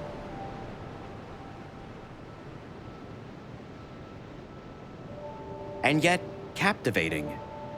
Did you guys see the first-person Gerbert clip? What the hell is Gerbert? A talking chicken nugget. Desert, you can't say that. Say what? That's mean. What, they're a fucking chicken nugget? They are. They're a literal talking chicken nugget. They look like a McDonald's reject. Straight up. They do. I saw the image you posted with his ass stick. Well, no, that's how they hold him up. It's... Don't call it ass stick. You mean Gerbert standing alone in the darkness? We were looking up, like, images of Gerbert last night to try and turn them into emotes. And I found this one where he's just, like, standing in the abyss. Gosh, everyone's gone. I am the singularity. I've become time. Blair Witch Gerbert. God. You have committed sacrilege. That's what he says when you've committed a sin. He gets really angry like that, and he starts screaming in infernal tongues. The Gerbert has noticed you. You have alerted the Gerbert. Nah, man, Gerbert's fucking cool, man. I love Gerbert. He's my boy. He's my buddy. He's my pal. He's got it all going on, man. He's great. He's cool. He's radical. Here, check this out. Check out Gerbert. Check out my boy Gerbert. First person camera Gerbert. He's awesome. Look at this shit. Look at it go. Watch this. Never mind, you can't. Oh, yes, you can. Whoa. Like Captain Talon now. You ever wanted to be in Gerbert's Nice shoes? and slow. Please stay here. Please don't go. He's harassing that cat. There he goes! Put E1, M1 over this. Hold on. Wait a minute. Wait. I can do that. Okay, wait. Hold on. This is from... this is a clip from Sphinx's stream. Let's see. I might have the ability to do this. Where is there a way to search in Foobar? Oh, there is. Okay.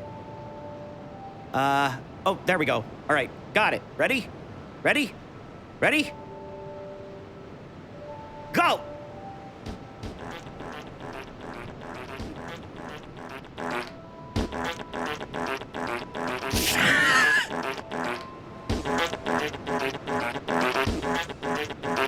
This is stupid. That was stupid.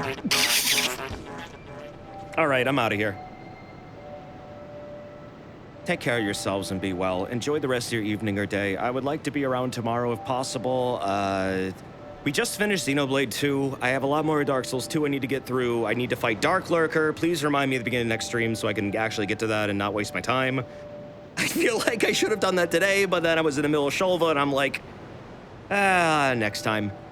But yeah, I'd like to get to Brune Tower as well very soon. Fight Sir alone, because I love that fight. And I want to get to Sonic Frontiers. I'd like to get to a Rabbids game.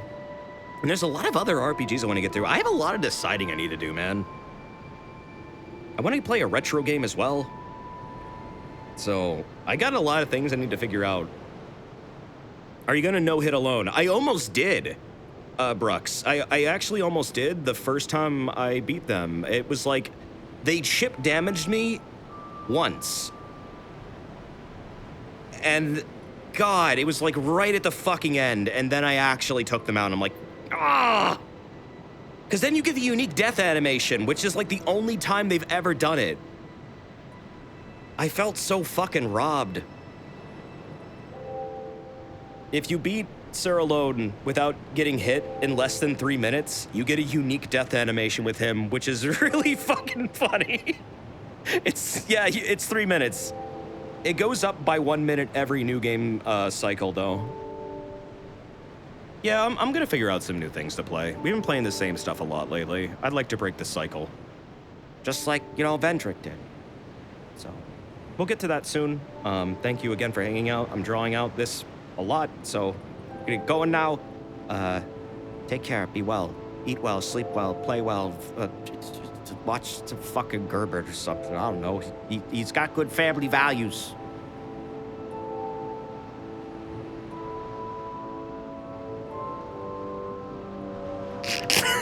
Okay, good night, bye.